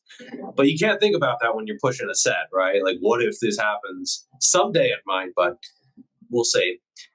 And then there's another one where it's just like plastic and the balls slide past each other. And so I like having a little bit where they stick together a little bit more. It would be interesting to have maybe an attachment where you could kind of like, I don't know, maybe because the issue with the rope is that when you get really strong, it's almost like hard to hold on to. Like even the ends, the ends of the ropes, like sort of smash into your hand when you're holding it all the way at the bottom. Same thing with like a really heavy cable curl. You end up like all that tension is going right into your hand. You know what I mean? So it'd be nicer to have something that you could just grab onto and not rely on the ball kind of like getting forced into your hand to keep it there. One You're thing, not going to be able to. one thing that Sorry, one of my friends, one of my guys that I know, he's a like a small like fabricator. He makes attachments. He's got a really cool thing like that where it's like a leather pad. And so they're like individual. So you can put them, you can make like a rope out of it, but it's like a durable leather pad. It's got like, you know, flares yeah, out, but then it's got the padding on top of it. So it's like really comfortable. You get the grip still, but you get that support. You can do them for hammer curls and stuff too. So that's kind of yeah, similar. that sounds sick. Yeah, my gym is pretty well equipped by local standards, but like there's no easy curl Really? bar. Yeah, there's like a bunch of really basic shit they don't have. You know, like I've never at any gym I've ever been to, I've never had access to a hack squat. I've had That's a right. V You remember you squat. saying that. The fuck. Yeah, like I've had access to a V squat. You know, Smith machine hacks are pretty good, but like a normal basic hack squat, I've never even seen in person. I've seen a pendulum once at my wife's hometown, actually. Yeah, really random, and it lived up to the hype, but I could only do it once, so you know, I can't exactly attribute my quad growth to them. Um, you know, a lot of like kind of crappy leg presses. But yeah, a lot of I've had to like buy my own attachment sometimes because you look at everything hanging on the wall, you're like, yeah, I'm gonna need to buy my own shit. So I've had to like buy some attachments, and I bought like some really cheap D handles, and one of them broke. Just like fucking snapped it out because I was doing one arm sort of pull downs, not quite pull arounds, but like sort of one arm, and I think it was 60 kilos, and yeah, just not enough. Yeah, Yeah. you think So it could handle that? That's funny. Did it buy just like nicer, buy quite. did it just like snap and like smash down, make so much noise? Like Just like the edge of it snapped. So like the sort of Velcro or whatever it is went through the rubber handle, oh but wow. only like a little bit. And they had felt a little bit flimsy, but I was not expecting it to basically explode in my hand. Hey-oh. You ever need some cable attachment advice? Let me know. I have about $10,000 worth of cable attachments in my fucking garage. You can never do a home gym in China, huh? There's like not a home gym community out there, probably.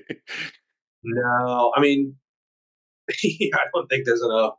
Our apartment's pretty decently sized by local standards, but like it's yeah, a squat rack would take up a pretty decent chunk of the living room. Yeah, makes sense. Let's see, anything else is good. But yeah, that bar was cool. Did that look pretty slick to you? Do you use those kind of bars at all?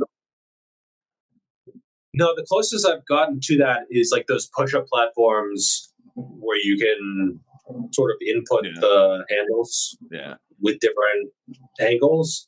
I've actually been doing like sort of a planche-ish push-ups where I'm trying to go as far forward into a planche as possible and still get a decent amount of reps.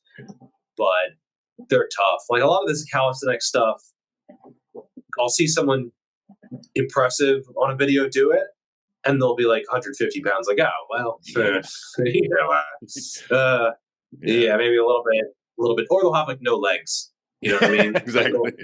Like, you have nothing back there weighing you down. Like, you don't even work your legs because it's easier to do this shit. And so, yeah, a lot of the skill-based stuff, it's tough. I think it's tough at any body weight, but especially if you're over 200 pounds. Like people talk about how jacked gymnasts are. They are little people in a lot of cases. Like they are very, very small people. And that sounds like hate. It's not hate. They're doing some wildly impressive stuff on the rings, with like iron crosses and shit. And they look jacked. They are jacked in some areas, but they're also really lean. And if you looked at them next to like a top natural bodybuilder, it would be very apparent that they're not that big. They just look got those wild biceps, those wild biceps. But like, everything else is. I mean, they have other cool parts, but those biceps are just wild usually. Yeah, and that's not. It sounds like I'm talking shit, but like that's what they're doing for their sport. You know, they don't give a shit what I say anyway, right? Because it's like if someone has a swimmer's physique, if they're a swimmer, like that's what they want, right? That's what. Or if they're a distance runner, like I'm sure you've seen the comparisons of like sprinter versus distance runner physique. Which do you want? If someone's a high level distance runner and they love distance running, I know from experience, you don't give a fuck. Like you just don't care. You want to do what it takes to get better at that because that's what you love doing. And if someone talks shit about your physique, it doesn't matter to you because like that's not what you're even trying to do anyway. So yeah. If it sounds like I'm talking shit, it's not because I know that's what they're doing to be good at what they love doing. Yeah. I didn't get your name. I forgot. What would you name your triceps attachment? Oh yeah, I did. I'm good at answering questions. I'm not good at following up. The triceps attachment for presses or for like push downs? Whatever you'd want it to be. Yeah, I was just showing you what they built, but yeah, anything you want. I have that Omni bar from Bell's Still Omni Man's thing. That's pretty cool. It's like a cable attachment and a cambered press. The Omni bar is a lot better than whatever I could think of. Probably Dominator or something. I don't know. Yeah, the Trident or something like that. Yeah, I like something has. That's good. There we go. Yeah, you get a little dent in your tries. Yeah, I don't know. I'm sure somebody already has that out there. Yeah. What else? This one's good. Do you value? Does he value and did he program machines to build tries at all, or like? I mean, I think people think you're all cables. Is that all cables? They were asking if you did any seated dips or seated extensions. Yeah, mostly cables, I would say. I did a phase. Initially, it was actually a decent amount of dumbbell overhead extensions, but they feel a little bit weird on my left shoulder.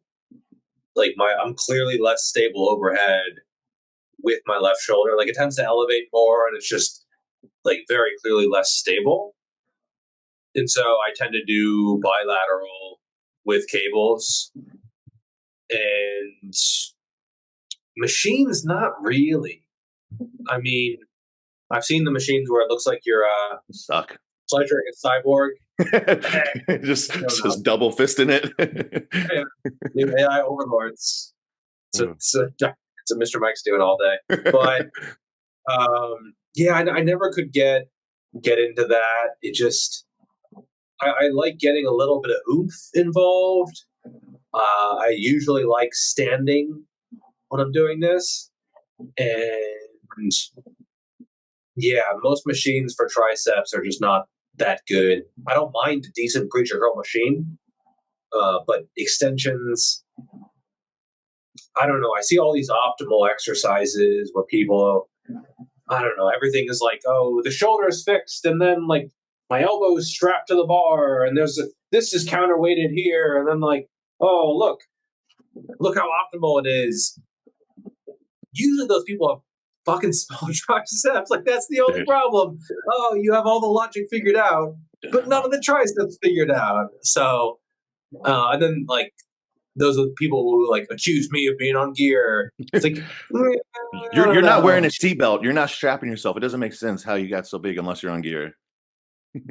I would say the only time I would consider seatbelting up would be a leg extension. In that case, I think fair enough.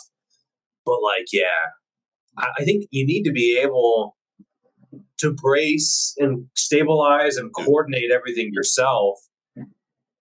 And maybe this is me talking from someone who has a proclivity for triceps, and the tension is going to go there anyway. But if you can't differentiate sort of extending downwards with your triceps versus extending downward with your lats, and you think like, oh, shoulder extension, like, oh, it's the same. Like, no, it's not. It's just it's the same thing if you don't know how to move, and how to activate other areas and to distribute the tension to where it needs to be. And so I look at that kind of stuff maybe as like training wheels, where, I mean, if you're a pure beginner and that gets you fired up, sure. Or you could even look at it the other way around, where like a beginner needs to learn full body proprioception. And then maybe once you're super big and strong, you could isolate more. I don't know. But I do see a lot of people where they're shying away from movements that would probably be exactly the perfect thing for them because they're not stable enough or because they're not optimal or whatever. And so I've had phases where I did use machines on a lot of stuff, especially for lower body. But you have to realize you can lose the ability to stabilize and to move in space if you spend most of your workout just sitting on machines and sitting on your ass. So yeah, don't throw that ability away. Yeah, I think people really overdo it. Like when I look at constraints, if I'm applying a constraint, it's to get you to self-organize in an appropriate way. It's not to take away the need to self-organize completely, because that's not really beneficial in most cases. Like you want to be able to produce counterforce, like a seatbelt. For some people, potentially that could be helpful if they do it the right way. Some other people, that might lock them in a position where they're not able to produce true counterforce, and the hip extension, pair that with knee extension. Now, they're not getting quite that local focal force through there. And some people, when they do start to add these constraints, they globally lock down. And it's like, okay, like you still don't want to like do some rectus strategy. Like complete stabilization is not good. Like stabilization is dynamic. You know what I mean? So I think these kids, they just look at it black and white. And then to be fair, like the best science-based guys don't do that like at all. You hear them talk and say stuff, but I think that's one of the things that some of them get wrong is like automatic constraint, automatic seatbelt, always better. It's really contextual. It depends on the individual, depends on their skill set, their structure, in the movement for them, for sure. But yeah, I think that you'd probably get a lot of those science-based guys who think that you're fake natties. That's probably where the vast majority of the accusations come from, is people that are strapped up to the machines. I think often it's like a self-defense mechanism because they're saying to train one way, and then I got results from something pretty obviously dramatically different. And so it kind of attacks their identity as a content creator or as a lifter. And so often their knee-jerk reaction is like, oh, he's on PEDs. Oh, that's all. I don't have to address that because like he's on drugs. You know what I mean?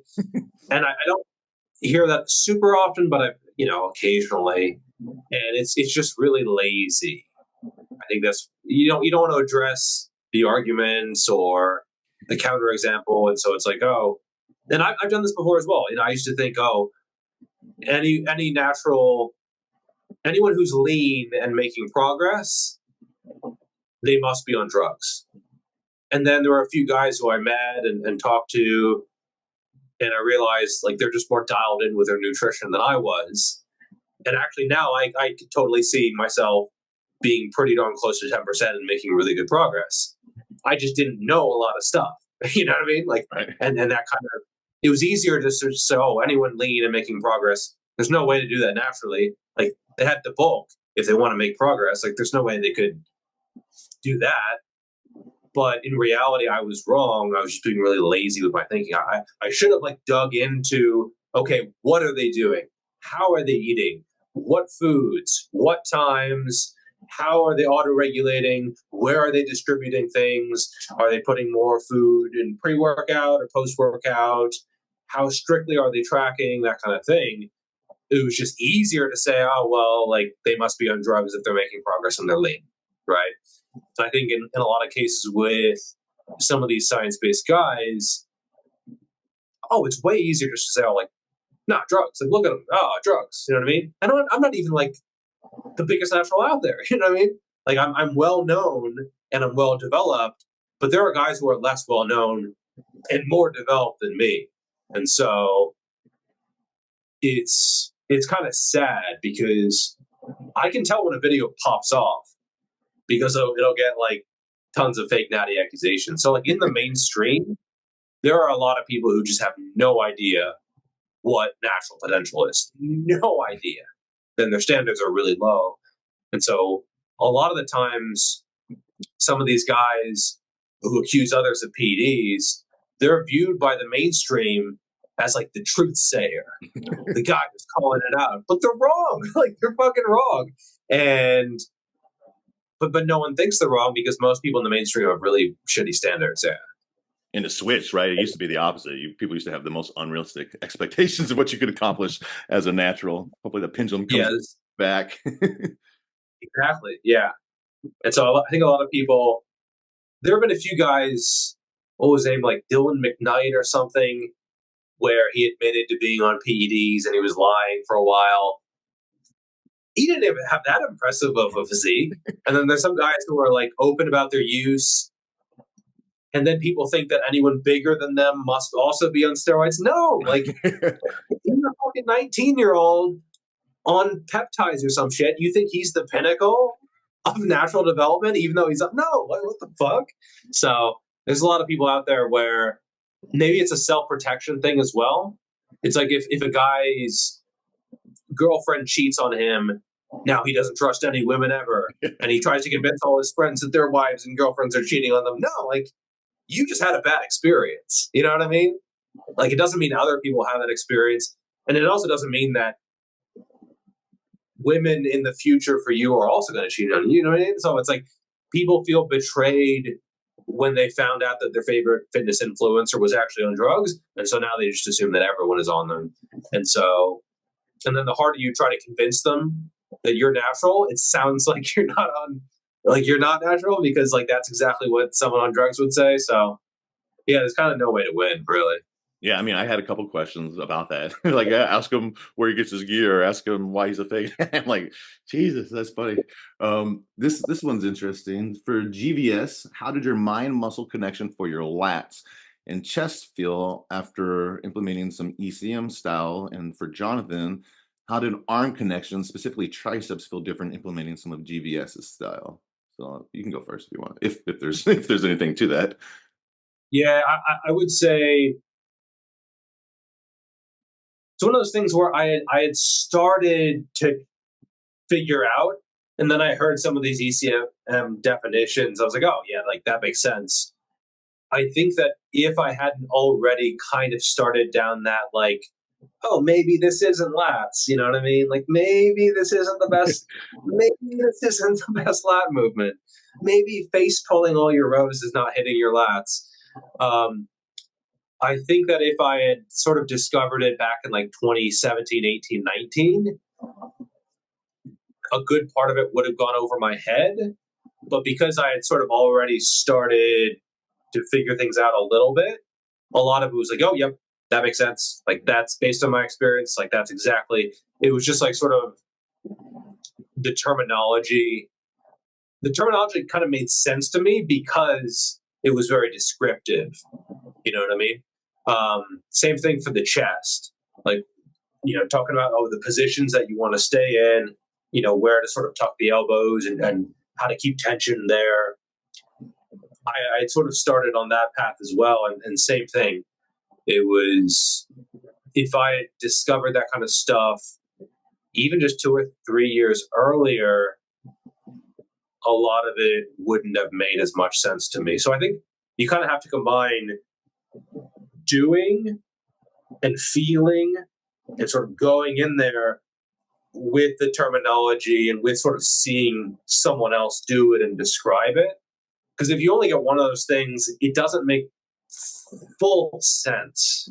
You know what I mean? So I'd already started the doing and the feeling and sort of the practice side of things.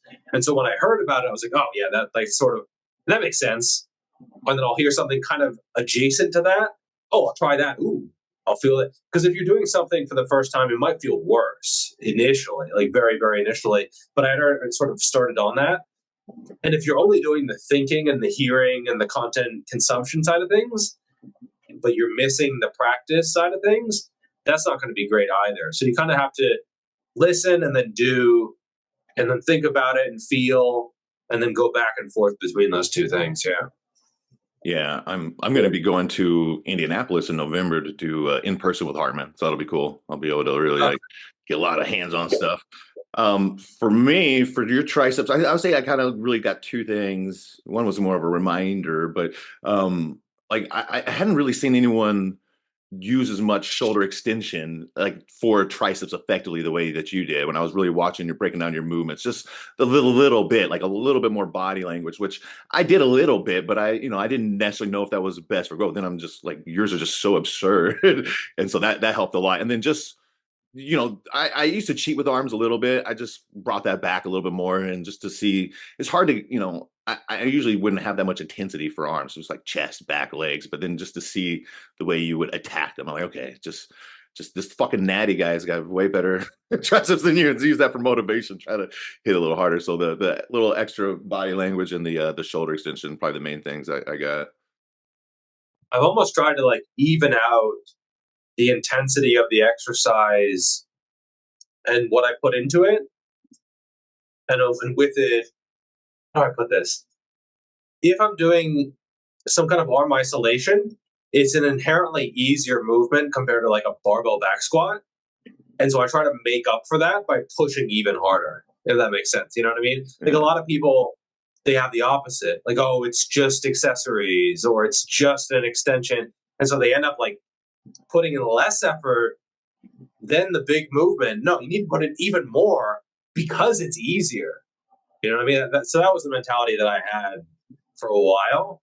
Because like a squat's going to be hard, right? Like a squat, any kind of squat pattern or hinge pattern, it's already difficult. Like you don't need to necessarily, you should go in there with the expectation it's going to be hard, but you don't have to have the same as an extension or something. So that's sort of how I approach it mentally. Yeah. So some of these are for me, which if I get to 20K, hopefully in like a month, we'll do a big Q&A. This is somebody who I know he's a fan of yours, so I think you can give your perspective on this too. It'll be good to get kind of like ECM versus just smart bro input. So how to minimize joint stress on the elbows from an ECM standpoint when doing stretch biased high rep movements like overhead extension, dips, preacher curls, etc. Well, from an ECM lens, I'll do mine first, and you can feed off of that. I guess is like, I mean, these are all very different. Like if you're getting elbow issues on these movements, it's different kind of things. So if you're like overhead, and say you're getting the issues overhead, that's where you're getting the elbow pain. You might not have enough upward rotation of that scapula. You might need some more upper DR expansion to access that, and then you wouldn't feel the elbow. It's not necessarily the elbow. Same things with dips. Maybe your scapula is too anteriorly tipping as you're going down, and you're just not able to get the anterior expansion you need to actually get that to go back the right way. It just rolls forward, so then your elbows take a little bit, and then like preacher curls again. Sometimes you don't have to get the biggest stretch all the time on every preacher curl too. You don't have to lock out, but maybe your scapula is staying too retracted, too ER. It doesn't move at all. So it's like each one of these would be a little bit different. And if you have pain on all of these, then you're just ADP compressed and you just do the basic shit, and that'll help. But I would say it really kind of depends on which specific position you're in. What do you think? Not that I give them the best answer, but for me, I tend to keep it bilateral just because I do have that sort of shoulder. And like, I do tend to get more tendonitis in this left arm compared to my right. And it's also like half an inch to 3/4 of an inch smaller than my right. So, but the strength on a lot of movements is similar when I go. It's not like I'm tipping to one side or anything. So sometimes it's a loading thing, but often, yeah, it's an alignment thing. Like you can see they're sort of like doing weird scapula shit as they're pressing. Like it's not just here. It's like they're hitting a sticking point that they probably could get through, but they try to like press it and then go back to extending and pulling and sort of, and so you get this sort of like weird, or like the elbows will start fucking flapping around, and they need to be in just a solid position. And they might even like cut out this part of the range of motion. Because like I don't know how much this is doing at the top, but it does for a lot of people. They start to like elevate. And so, yeah, I tend to keep it more in like this part of the range of motion on a lot of overhead work. And I also don't necessarily go super, super deep anymore as well. Because I'd rather keep it sort of like in the meat of the movement, if that makes sense. Like in that mid-range where it just feels more productive. And then for a lot of curls, you talked about like how you're not sort of getting into protraction. Yeah, I'll see people where when they're doing preacher curls, the bottom position is not biceps the way they're doing it. It's like sort of this, they're rolling things forward and then they're rolling back, rolling things forward. And sometimes they can't even see what they're doing. They're like, look, I'm getting a big stretch. No, you're not even, you could just chill at the bottom, right? They're like, look, the biomechanics, it's most challenging. It's length and bias. Not for you. What are you doing? And I've been there as well. Like, it is instinctive to try to like protect the biceps in that position and to allow, sort of like this rolling type of action. I mean, I'll do it on an incline curl sometimes, right? Where like you allow this to happen at the bottom. So, or like you allow a little bit of chest to come in where to get through a sticking point, you kind of like pop the chest a little bit, right? But that can get way, way, way carried away where you see people where they're just like doing this type of action. And it's not even a biceps movement anymore. It's like upper back reverse shrugging or something. So the back is so much stronger than the biceps that they're happy to party. Like the back will come party and take tension away from the biceps. But sometimes I have people do a spider curl, which it's not length and biased, and it's also, it doesn't get you to a very long muscle length because you're lying on a bench face forward and you're letting your arms hang down. But this does teach people to kind of like let the shoulders hang long and get into that position. And then you can't really elevate and sort of shrug the weight up. And so just keep everything long and you can focus on the biceps that way. Because I do see a lot of people where their curls and their extensions are a lot more torso and shoulders than they think. And they're hitting some decent numbers sometimes, but it might surprise them how little their arms are actually working. Yeah, definitely. If you're getting your elbows, usually it's just more weight than you can manage. That's most of the time. Yeah. Drop it down. Yeah. Let's see. Is there anything else good? We'll finish up with one or two. I saw this. What is this? Ask him about time under failure. He's mentioned it a few times before. I'm wondering if he has fleshed out the concept. I'm under failure. It's not something. I mean, it sounds like something they heard me say, and then they invented a term for me. Hey, thanks. Maybe I'll make a video about it. Dude, that happens. I've had people tell me, "Well, you said this." I go, "That's the opposite of what I said, brother. How did you interpret that?" Time under failure? Is that what they said? Yeah. Under failure. Maybe proximity to failure. It almost sounds like an effective reps kind of thing. I mean, there's time under tension, and then there's proximity to failure. So it sounds like they're combining those those gems.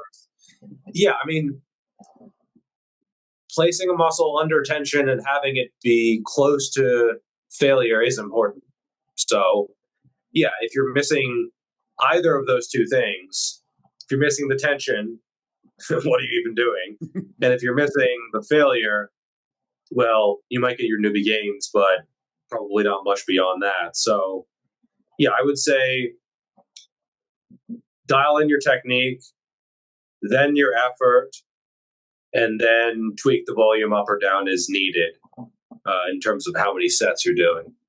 And the effort will ensure that you're pretty close to failure, and the technique will ensure that you're putting tension on the right places. And you don't want to sort of trade one for the other. You don't want to trade effort for technique, but you also don't want to trade technique for effort. So you see some people where, oh, their technique looks great, but they're sandbagging things. And other people where they're putting in a lot of effort, but they're pretty sloppy. I would say I fall aboard to that category. And so, yeah, there have been some movements that I've cleaned up over the years, and I move a lot more strictly. I back in 2018, I bent over rowed 3.5 plates. I could only deadlift 200 kilos, 4.5 plates. So you can imagine, I was rowing 80% of my deadlift max. So yeah, it was ugly. It was gross, but it was fun. It was a lot of fun. But in terms of back hypertrophy, it was not good at all. Right? A lot of effort, a lot of fun, a lot of tension elsewhere, but not very good for hypertrophy. So it's not just the weight on the bar, and it's not just the effort. Like, you have to be putting that tension in the right areas, and then you have to be taking those areas close to failure. So yeah, time under failure. Yeah, maybe I'll steal that. Like a close proximity to failure, right? That time under failure is like pretty quick. But we'll finish with this one. I'll try to find one that you can probably drop some good knowledge on. How much accumulated fatigue before an isolation exercise is too much? Is there a point where the drop in performance becomes large enough that you'd move the isolation earlier in the session? Do you always have isolation later? Pretty much, yeah. I mean, I had an arm day for a while, but nowadays, yeah, arm isolations and isolations in general tend to be on the back end of an upper body day. And so, yeah, it'll be like sort of chest and back, or pushes and pulls up front, and then delt isolations, curls, extensions, that kind of thing later in the workout. And so, I mean, if I do biceps before lat work, is that really going to take too much away? Probably not at this point, just because I'm choosing movements where the biceps wouldn't be the limiting factor anyway. Right. So if I'm doing like a one arm pull or a row where I'm arcing down, it's taking the biceps out of it anyway. And then for a lot of chest movements, yeah, they're not super triceps limited anyway. Especially for me, like the triceps will take over. So I'm often moving in more of an arc. So maybe I'm doing like a power fly. The triceps are not even really involved, or like a scoop press, barrel press, that kind of thing, cable crossovers. And so because I'm arm dominant, a lot of my torso movements specifically take the arms out of it. Right? Like if I'm moving with a diagonal pull, I'm trying to take both the biceps and the triceps out of it because either one of them will take over if I move either like too much here or too much in an arc. And so I'm trying to move in a way that takes the arms out of it. So I probably could do arms first and be fine, but I like to be really just more mentally fresh than anything for the chest and back work, just because I need to be on point with how I move. Yeah. Yeah, I mean, arms are your strong point anyway. So it's like, yeah. What was I was going to say with that? So with legs, do you ever do the isolated moves before the compound leg stuff? I'm open to the idea of doing leg extensions before like squat patterns, but I'm not that banged up yet. I mean, at a certain point, I don't think it's a bad idea, but I would say kind of play that by ear.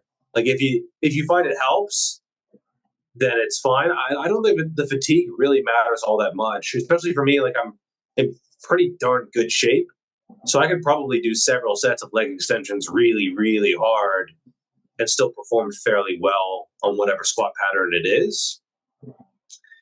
I don't think I would ever pre-exhaust hamstrings before like an RDL.